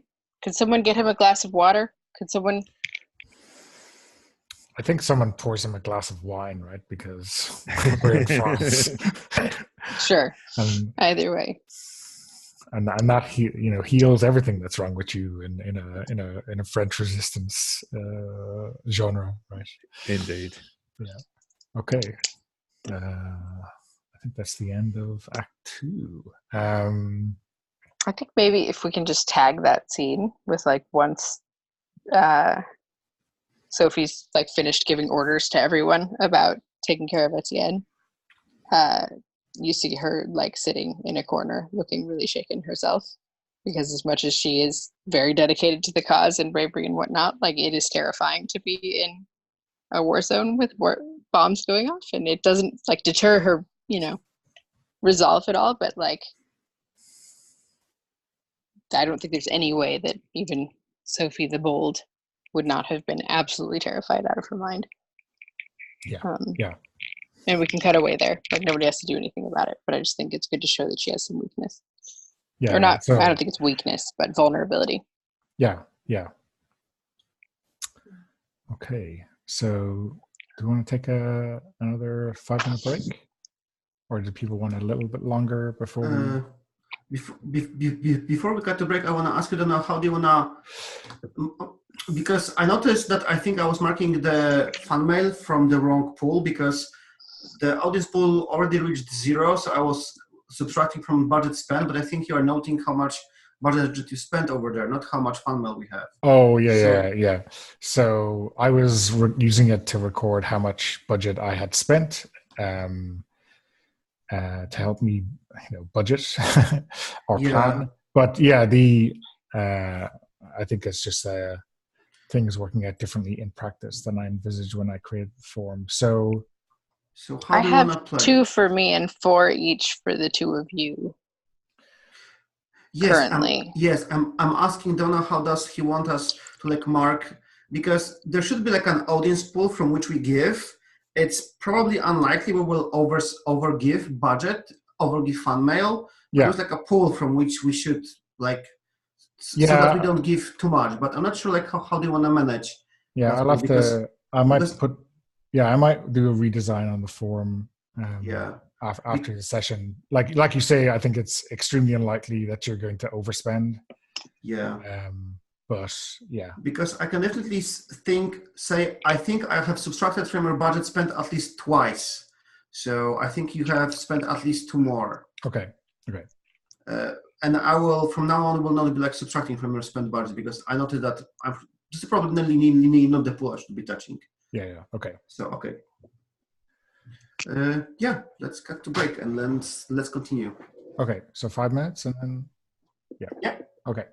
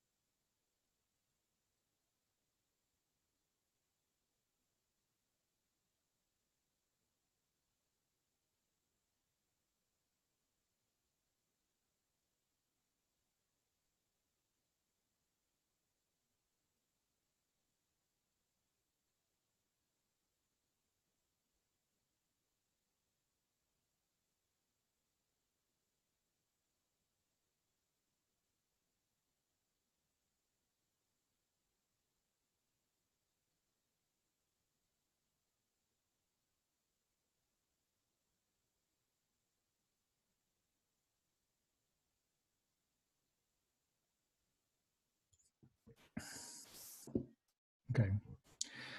I am just looking at the time, and I know we talked about our act structure at the very start, and I wonder we should probably make an act 3 our final act. Otherwise, everyone will be staying up way too late. Does that sound okay to everyone?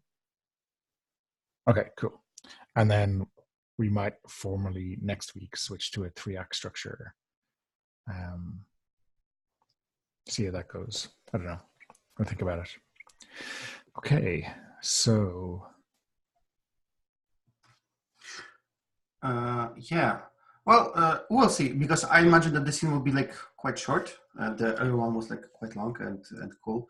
I think that this I will jump in and have the scene with Pierre, because it's like direct continuation from we see Sophie and Etienne just like going through the city and then reaching the bunker, and we return to this like cut where we see this frame where we see Pierre in his office in the hospital. He's already like wearing the jacket. He was about to leave and meet with the others as the bombing started.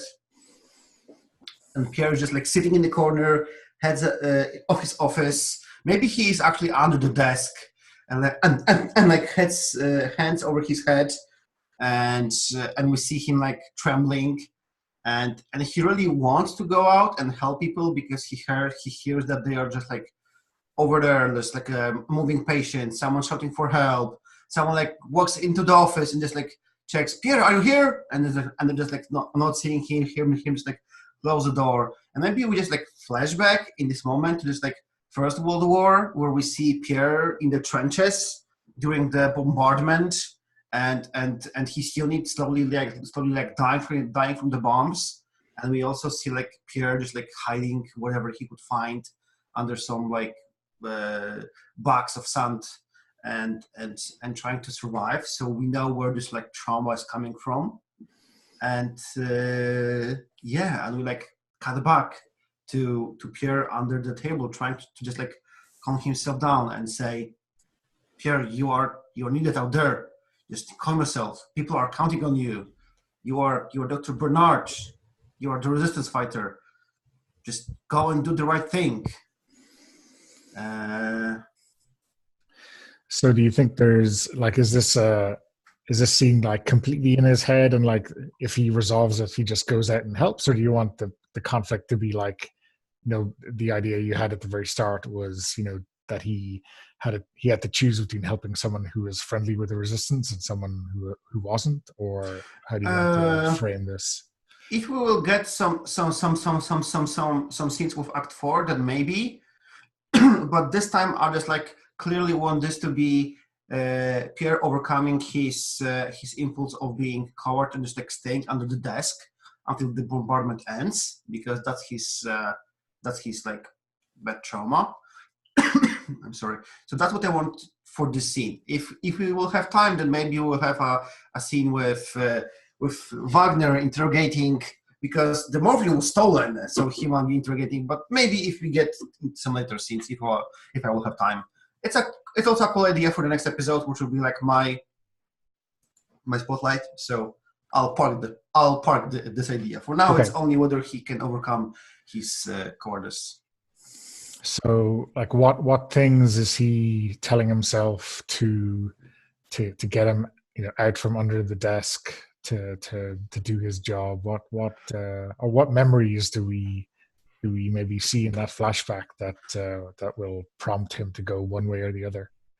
Yeah, I think in the flashback we see the trauma from being bombarded, and his colleagues from his unit when he was very young dying, and in the present day he's like confronting this memories with like his how do you call this thing that doctors do when they become the doctors?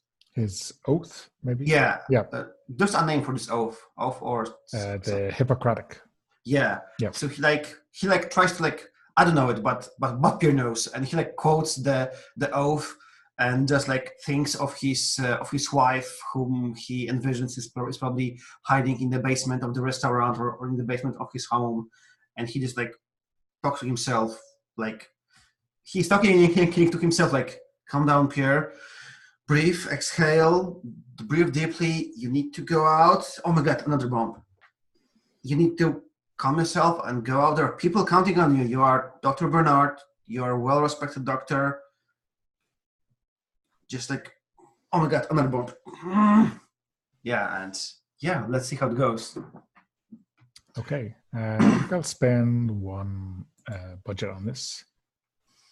So I'll be drawing two cards. Come on, it's bombing. Oh, so for the flashbacks, yeah, I guess there's more budget getting thrown on that, right? So, okay, we'll up that to 2 budget. Yeah, and also we can spend budget. We can spend fan mail to add to your pool. That's I true. think that would be very harsh for me to add to your pool now. Can I call for just a quick pause? Mm-hmm. Can we veil full-on PTSD flashbacks? Sure. Okay. Sorry, I have PTSD. I just want to... It's from a very different source, but I don't know how you would play it, and I just want to make sure. So, like, starting and ending and describing that it happened, but maybe not role-playing the entire flashback, maybe would be helpful for me. Thank you. Sorry. I didn't think to veil it before.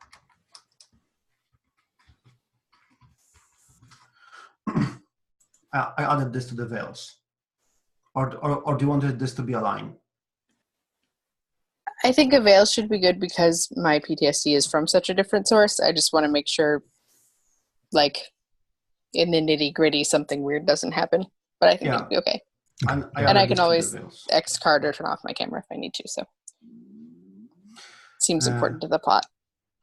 Yeah, so I have 2 screen presents. I have my retired combat engineer who Pierre was during the First World War, so I think it's relevant that he calmed himself down. Yeah. And I think I'm going to call on the medical training as well because it's clearly the oath is just helping him to overcome his problem. Cool. So I'm drawing 4 cards. 4. Anyone spending any fan mail? I only have 1 left, I think. Maybe I have 2 left. Right? Did I write that down right? You are in charge of your own fan mail. I'm only adding I know, but I'm doing it on a phone, so I'm probably messing it up. I think I have to. So how many cards do you have in comparison to Donna? I have 4, and Donna has 3, I believe. 3, yeah. David, thoughts? To be honest, I'm kind of interested to see this go either way. So I think, that's... I have a bit too, and you do have an edge already. So cool. If you really want one, I will spend 1 on you, though. I'm willing. No, I'm good. I was just suggesting that it's not bad to add cards to Donna pool to see I definitely don't want to suffer. I don't want to do that. That's too harsh for me. Yeah, I know, but we want to tone dark. Cool. I'm drawing. I mean, he might win anyway, but I don't want to encourage it. Yeah, 4 cards. Okay. Okay. Not with those cards. 1 red, and they're not quite all lower than your cards, but you still get the high card. Okay. So not much luck with giving Donna back the budget. Yeah, I think character, you resist your impulse and everything goes your way. Yeah, so I think we see Pierre just get from under his desk and stand up, take off his jacket, put on his doctor clothing. I suppose they have helmets just in case for such a thing. So he puts on the helmet and goes out and starts issuing orders. You there, just move this patient over there. Yeah, move this guy to the basement. You free. Help me take care of these new people coming in.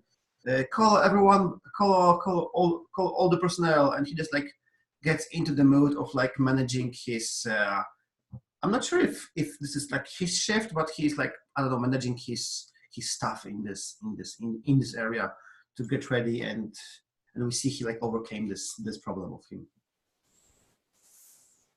Is it? I know it's not established, but do we see maybe in the flashback that he was a young officer in the war, and this is, you know, him taking command in a way we haven't really seen before?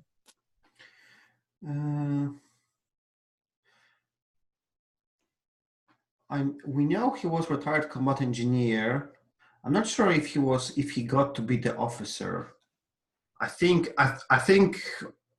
he was just a foot soldier, and this like commanding others is like from being like 40 something and just being like a well maintained doctor who like manages his own stuff. So okay, cool.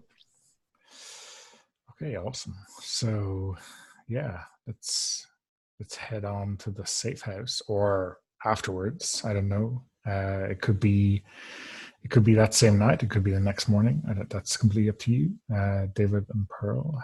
Who wants to take the next scene?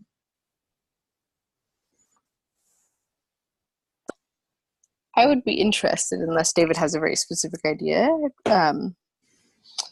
in the idea that Sophie's been very shaken, because until now she's been very resolute and not shaken by anything. I don't know if Pierre is planning on coming back to the safe house once the hospital is secured or not. That will change how I want to frame the scene. If you're framing the scene after like a couple of hours, sure. I don't think he will be free before at least a couple of hours, or maybe no, even yeah, I don't think so either. Yeah, so it would be like late. When do you frame it?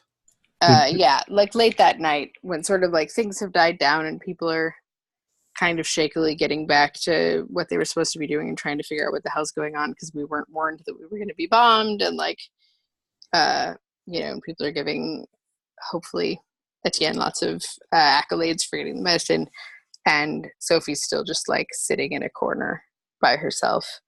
Did you say earlier you wanted a scene with Jean, given that he's your personal connection? I did, but that kind of has now been eclipsed by recent events. Okay. And so what I think... Sorry, go ahead. No, I was just saying he is like the head of intelligence for your cell. So like if you want to feel that he could have warned you, or if he knew or anything like that, that might be an extra source of drama for the scene. I think I'd like to save that for maybe next session, because what I would like to see is Pierre noticing Sophie being like traumatized in a corner and being the one to actually provide comfort, despite the fact that they've had all this tension and she hasn't trusted him because he's a doctor, and has also like had to shake that off himself, and everyone else is sort of just looking past her. And I think it would be really interesting for her this would be a personal scene for her to wrestle with her distrust of him, despite the fact that he helped carry off the mission and now is being kind. Cool. Yeah. So yeah, Pierre. So that's amazing. So I think Pierre is definitely like came there. He's like in his like civilian clothes, and he just like goes room to room, just checking like who needs patching up and so on. And I suppose that he just like enters your. So are you in your own this like room? I'm just in the basement, which is where like all the equipment is. I don't think I'm in the like little room where the documents get forged, because I don't think I'm in a working mindset. But I've just taken like a chair or something to some corner. There's so much hustle and bustle around that it would be easy to not notice, because anybody could be doing anything anytime. But I've just been sitting there like for hours, kind of reevaluating things. And Pierre's like comes by, gives someone like a shot of morphine, someone else some pills, like bandage some wounds, and he like notices you, and he comes by, and he like is washing hands from the old blood in the sink, and he turns to you. So how are you holding up, Sophie? I know I didn't show up for the meeting, but I see that the two of you reached the destination. how are you holding up? Well, we got the mission done. That's what we needed to do, right? That's the job. Yeah, that's the job, even if it ends up with unforeseen complications. Yeah, I know. I thought I was brave, but that was something out there. All those bombs, and I didn't think we were going to make it, And I'm not important, I know, to the war effort. What's important is the drugs, but I have to say I thought I was braver. I don't. Was it your first bombing to experience? Yeah. And we've mostly been, doing covert operations and more on the intelligence side of things. And I didn't think they were bombing Calais. I don't know why they wouldn't give us words so we could be prepared, but we were just going to take the medicine home, Etienne and I, and all of a sudden there were things flying everywhere. There's dirt and shrapnel, and there were German soldiers that had to be hid from, but like bombs were going off, and I just it's not like I'm less dedicated to the cause. I just feel less capable, Like if this is what we're up against, maybe I'm not as brave as I thought. Maybe I could fail. Like I don't want to stop trying, but what if I just broke down next to, you know what I mean? What if a bomb hit too close or hit someone I was with and I just couldn't take it? I don't know that I'm cut out for this, but if I'm not, then who am I as a person, This is the great fight of our time. I think like Pierre just like pulls like a glass of water for himself and one for you. He comes by, puts the glass in front of you, reaches and puts a hands on your shoulder, and he says, "None of us were made soldier. I was pulled into the soldiers when I was about your age in the other war, and I wasn't ready for how it is, and now you and Etienne are like pulled into these operations. None of us were ready, but life just like turns very weird twists sometimes and puts us in various situations that we have to deal with." And I feel like to win would be glorious, but there doesn't feel like there's glory in this. It's just horrible. It's just horrible. I'm sorry. I couldn't see any nuance or any room for anything but bravado, and I've been doubting you, but I hadn't seen. I think this is probably where I would draw cards to see. I'm trying to figure out exactly what I'm determining with them, but sort of whether I can put on a brave face or whether I can't and just like sort of break down. Mm-hmm. Does Sophie see the danger as impossible to avoid and therefore becomes more reckless with herself? Or does she restrain herself in that regard? I think that's... I'm trying to figure, I don't think it's that she becomes more or less reckless. It's whether that recklessness is now tempered by, it's like she's reckless and idealistic, right? Those are her two things, and whether that idealism is like bolstered by the fact that this person she didn't trust actually has lived through this and more and is on her side even though she has not been kind, which like all the more reason to save humanity, or whether her idealism is just broken by how horrible war is. Does that make sense?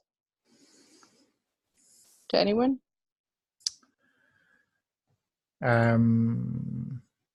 So like if you do not properly, like the issue is anger, right? And if you do not properly control that or meet that, you will be overly reckless and or idealistic, right? So like you want to restrain that idealism if you're going to do well, right? That's how the impulse kind of is framed. Yeah, I didn't. This is sort of a situation that I wasn't planning for when I wrote those characteristics. Yeah. Yeah, let's say that I think it would be fair to say that maybe it's against you being idealistic. Like, if you give into your impulse, you will like accuse Pierre of just like staying in the hospital and saving the German soldiers rather than just helping French people. And if you like calm your impulse, you will like open up more a little bit to Pierre. I think that's also because if you something close to that. It doesn't feel quite right to me that she would accuse him again after everything they've just been through. He helped too much in the hospital, and he's come back and been kind to her. She's reckless, but she's not like heartless. We can't yet have Sophie completely trust Pierre because the next episode is like I know for Pierre. So the next episode they can like agree on stuff, but this not yet. We have like kind of like the idea of is that she starts to open up and trust him, and that something else is going to happen that like immediately makes her take a step back and wonder if she's been had, and then that can be resolved again, right? Because I think trusting people happens in fits and starts, and so like maybe this is the beginning of her being open to him being like a genuine member of the resistance. But if anything happens that makes her question that, the fact that she's now been traumatized will make her very reactionary, which fits into her recklessness and everything. So I think this impulse is going to be whether to open up a bit or to shut down. I'm trying to figure out how that fits into I like wrote down what my impulse and things were to try to figure out how to work them into stuff. The impulse reckless idea. So on the idealism front, I guess that's what's going to be what we're trying to. It's whether she becomes more idealistic because of this kindness, or whether she shuts down because it's too awful. Okay. And I guess which one is the negative reaction? I don't know. Somebody else decide. Well, we can see how that plays, after we see the cards. So I think I will play with I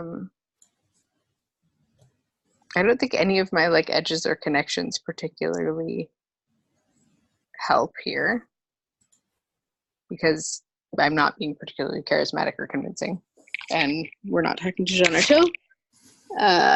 We are in my personal set, if that helps. But so I only have one from my base thing, and I guess I'll spend my fan mail, so 2, unless I'm missing something. No, I think that's everything. I'm going to spend 2 budget. Let's make this challenging. Okay. I'm going to spend 1 fan mail towards Sophie. Thank you. So 3 total. All right, here we go. So I got 2 reds, including a king, which is surprising to me. I do much better with the cards than I do with dice on this thing, I have to say. Okay. Roll for your party and dice and I are not so good. Okay, that's the second time I've gotten all of 1 card. I got 3 queens and 1 red, so I win on both counts? Yeah. And I'm going to shuffle the entire deck because there's only 1 card left. So this is a character scene, right? So it's yes and everything goes my way? Yeah. Essentially. So now we decide what the yes was. And I'm going to say that she keeps her idealism, but without letting it run rampant to the point of fanaticism. Like, that this influence from this older person who has been through more and is being kind has now tempered her idealism in a way that is probably going to be beneficial to everyone moving forward. Mm-hmm. So it's like this maybe simplistic story that she has told herself about Pierre. She's kind of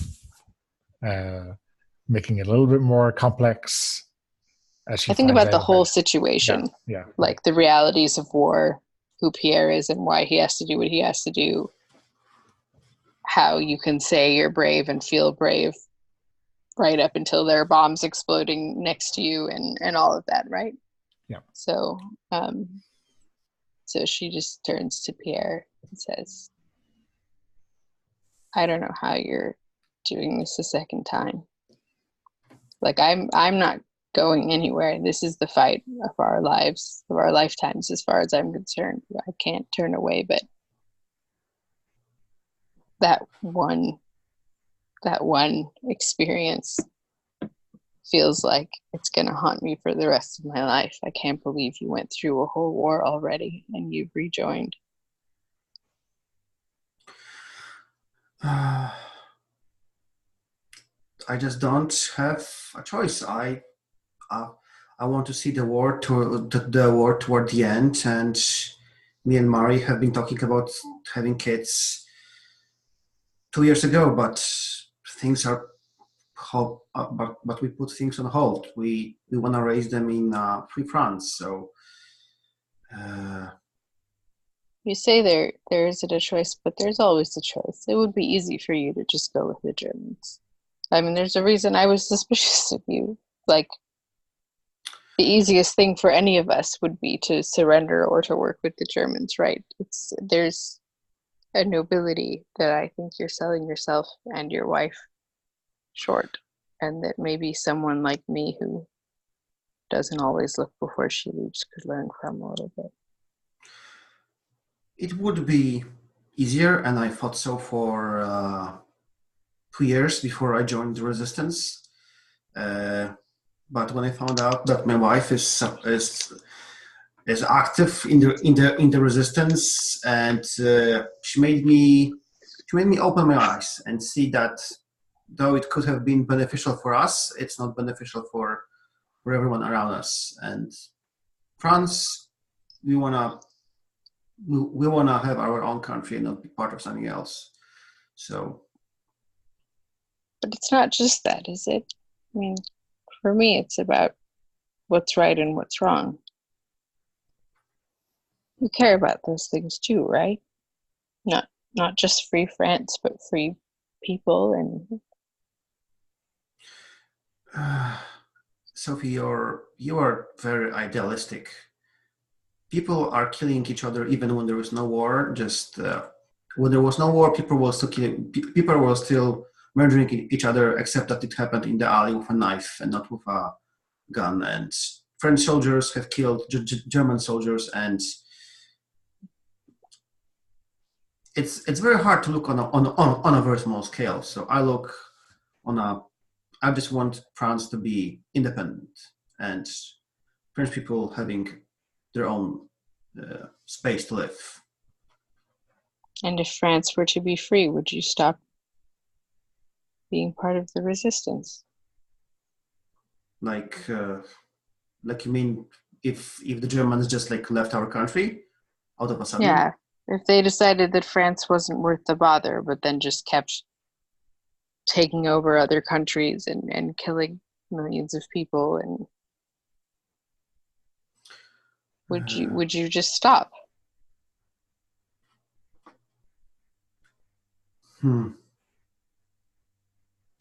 Yeah, I think Pierre wants to answer, but at this moment, someone just like calls him away to just like help someone, and he just like, we'll get back to this. And yeah, I think he goes to just like take care of some wounded person they just like brought in. Sorry to put it on hold, but it's like really good to like. It's a good cliffhanger. Yeah. It's a rough one for Nice. Sophie. cool scene. Yeah. David, how about you? Yeah, so I'd quite like to have a scene like the next morning after the raid, where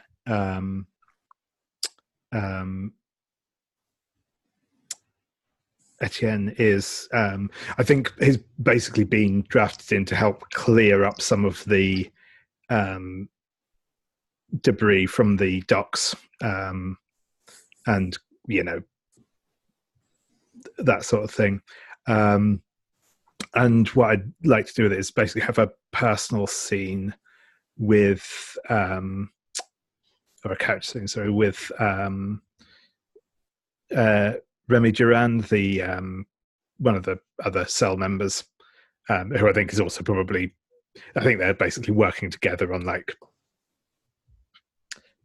moving lumps of concrete off of the. Yeah, sure. So we haven't. I think we've seen Remy around personally wise. Right, we have established that he's a bit of a firebrand, right, and he's recruits and trains for the cell, and obviously he's on the communist side of the division in the cell. So he's maybe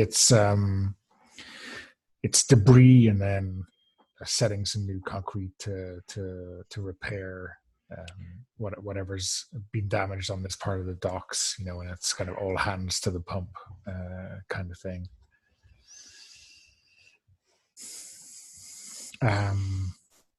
But is it so? It's maybe very early the next morning, so everyone is out working to try to repair the damage as soon as possible and get everything back up and running as soon as possible. Yeah, I think so, and I think Etienne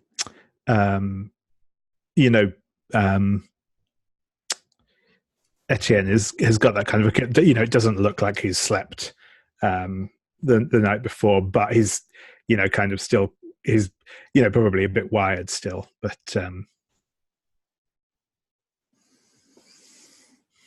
so I think Remy has like a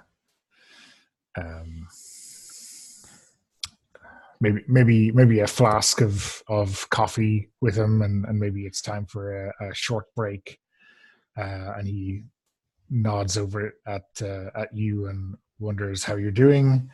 You look like you could drink this whole flask and still not not be as fresh as you usually are. Yeah, it was a busy night last night, I guess. Yeah, there was I know some of our friends down at the rail yard got wounded doing some late night work on the stock, caught in the wrong place at the wrong time. I hope this is worth it. Yeah.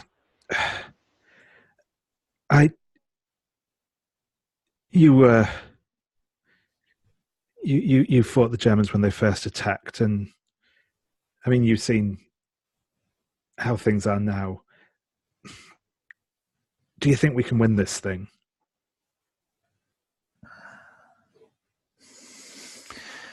I'm sure of it, Etienne. All we need is for an opening, and then every single person in the resistance will rise up.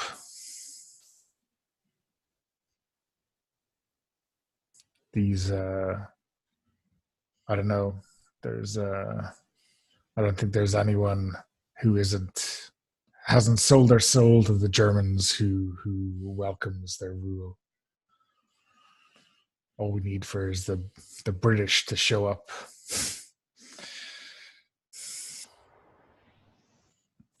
Yeah, and this time, hopefully, drop some bombs on the Germans as well. Oh, I'm sure we'll hear some news in the next few days about all the damage they did.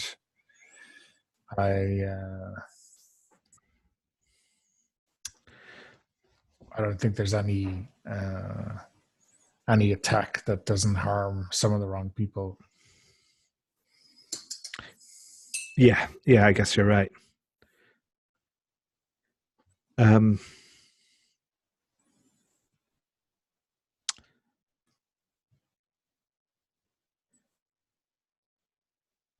I've been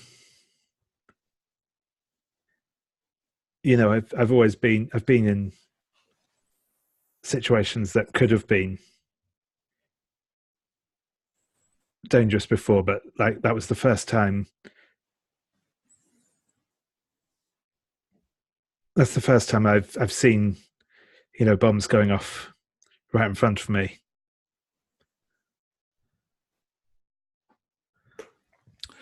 Well, it ain't real till they start shooting at you.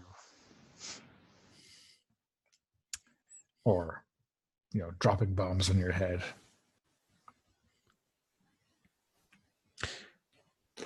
I think it's easier when they're shooting at you, to be honest. It's it seems completely up to the fates if random bombs are dropping in your neighborhood in places they shouldn't be by our friends.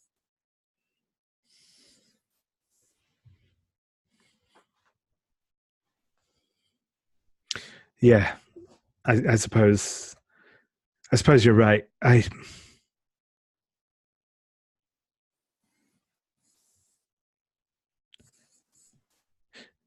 guess it just seems more real now, if you know what I mean. And I guess that's a good thing, right? Yeah, it's a good thing. Next time you'll know to be terrified from the off.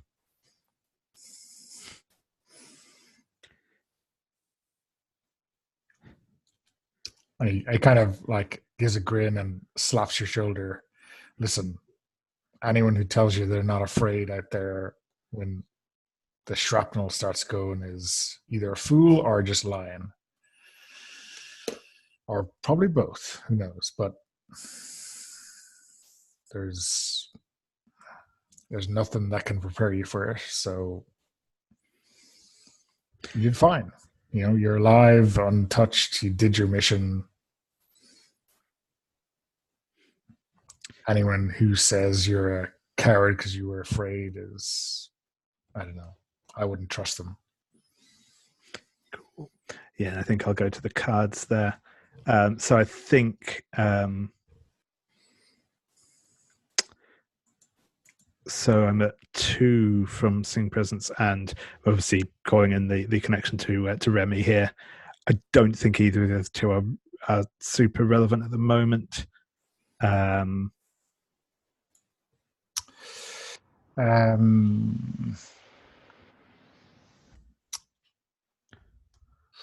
mean, unless it's plucky young revolutionary could be.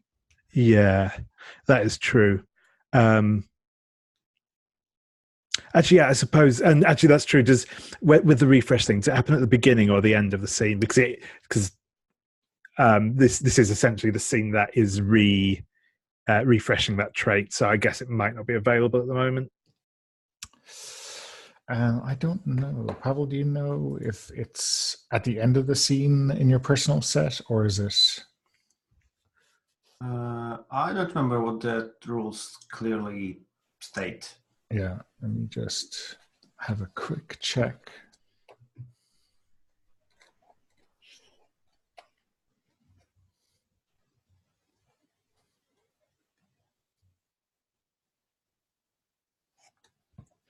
Yeah.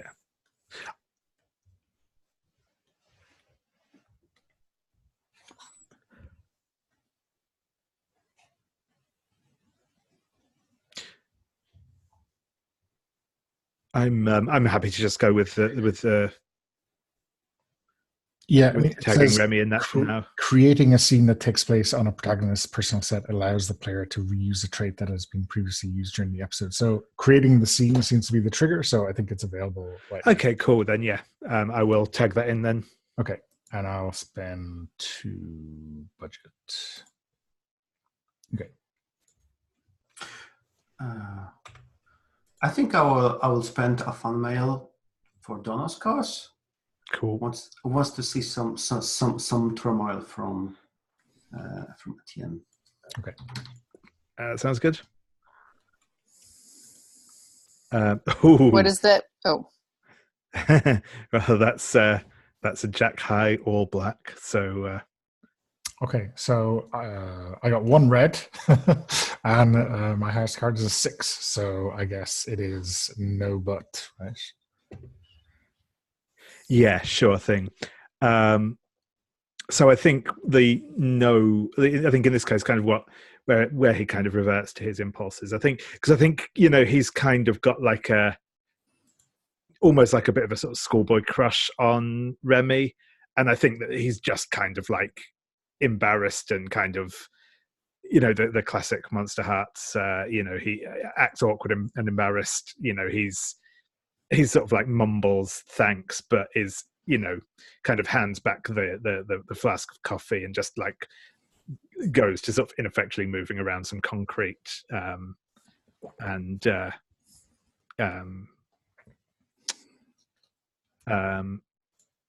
What do we think the silver lining is then from this scene? I'm actually wondering maybe just to go for kind of a counterpoint to the scene from earlier, and just be it that it kind of it leaves despite that it leaves kind of Remy with a good impression of him, and he thinks more highly of Etienne as a result. Okay, sure, yeah. I would go and suggest that maybe Remy suggests that the 2 of you should go out for a beer after the day's work. Yeah, that would be cool. Okay, yeah. So I think you finish up the flask of coffee, and then he says, well, let's, given the night you had, I think we can give you something a little bit stronger tonight. Celebrate you becoming a real man, Sure thing, yeah. That would be, yeah.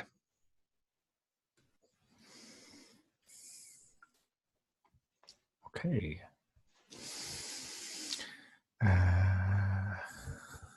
So I think that's the end of our act. And I think that's, looking at the time, that's a good place to wrap up the episode.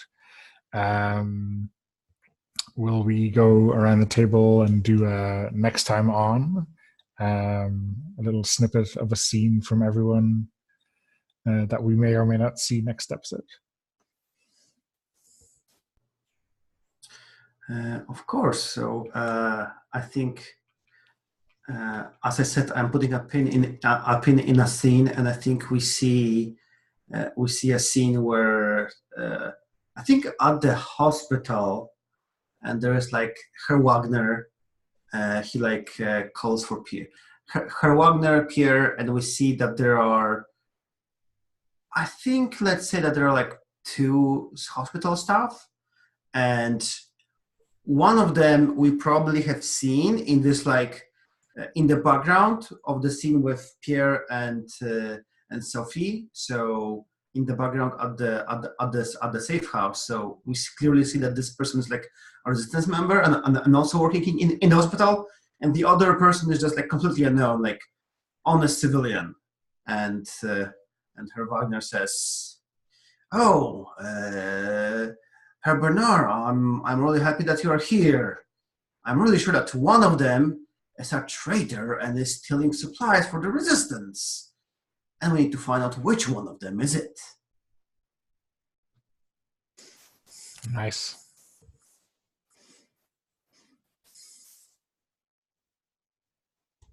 Yeah, so I think we see Etienne and Remy sat down at like a, in fact, I think sat like at the counter in a bar, and it's probably Marie's place because why not reuse a set? And there's just that kind of general background murmur of like conversation and glasses chinking and stuff, rather than focusing in on a conversation. Then there's just like the bell dings over the door, and we just sort of see that that there's that distinctive sound of like a jackbooted foot coming down the floor. We just see the boots of coming in through the door, and it's clear that something is up. Okay. I'm all torn because the hospital thing is like the big thing. I was thinking of some scene where Sophie would overhear something wrong that Pierre would say, and it would throw her whole new thing into turmoil. But I feel like the hospital thing is actually more interesting, so maybe that doesn't need to happen. I don't know. It's maybe a play to find out thing, whether there's time for that to happen in addition to what sounds like a very dramatic situation. I think we can like show off that it's not really clear what Sophie heard, and we only see that the reaction is like kind of shocking, so it can go both ways. Oh, that's good. I like that. And then when the hospital scene comes up, it will either confirm or deny, whatever the word is.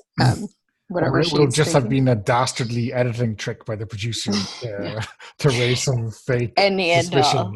Yeah. I will write a commercial. I wrote like a little draft of one, but I will write a proper one for next time. Okay, cool. Yeah. Awesome. So I'll stop recording.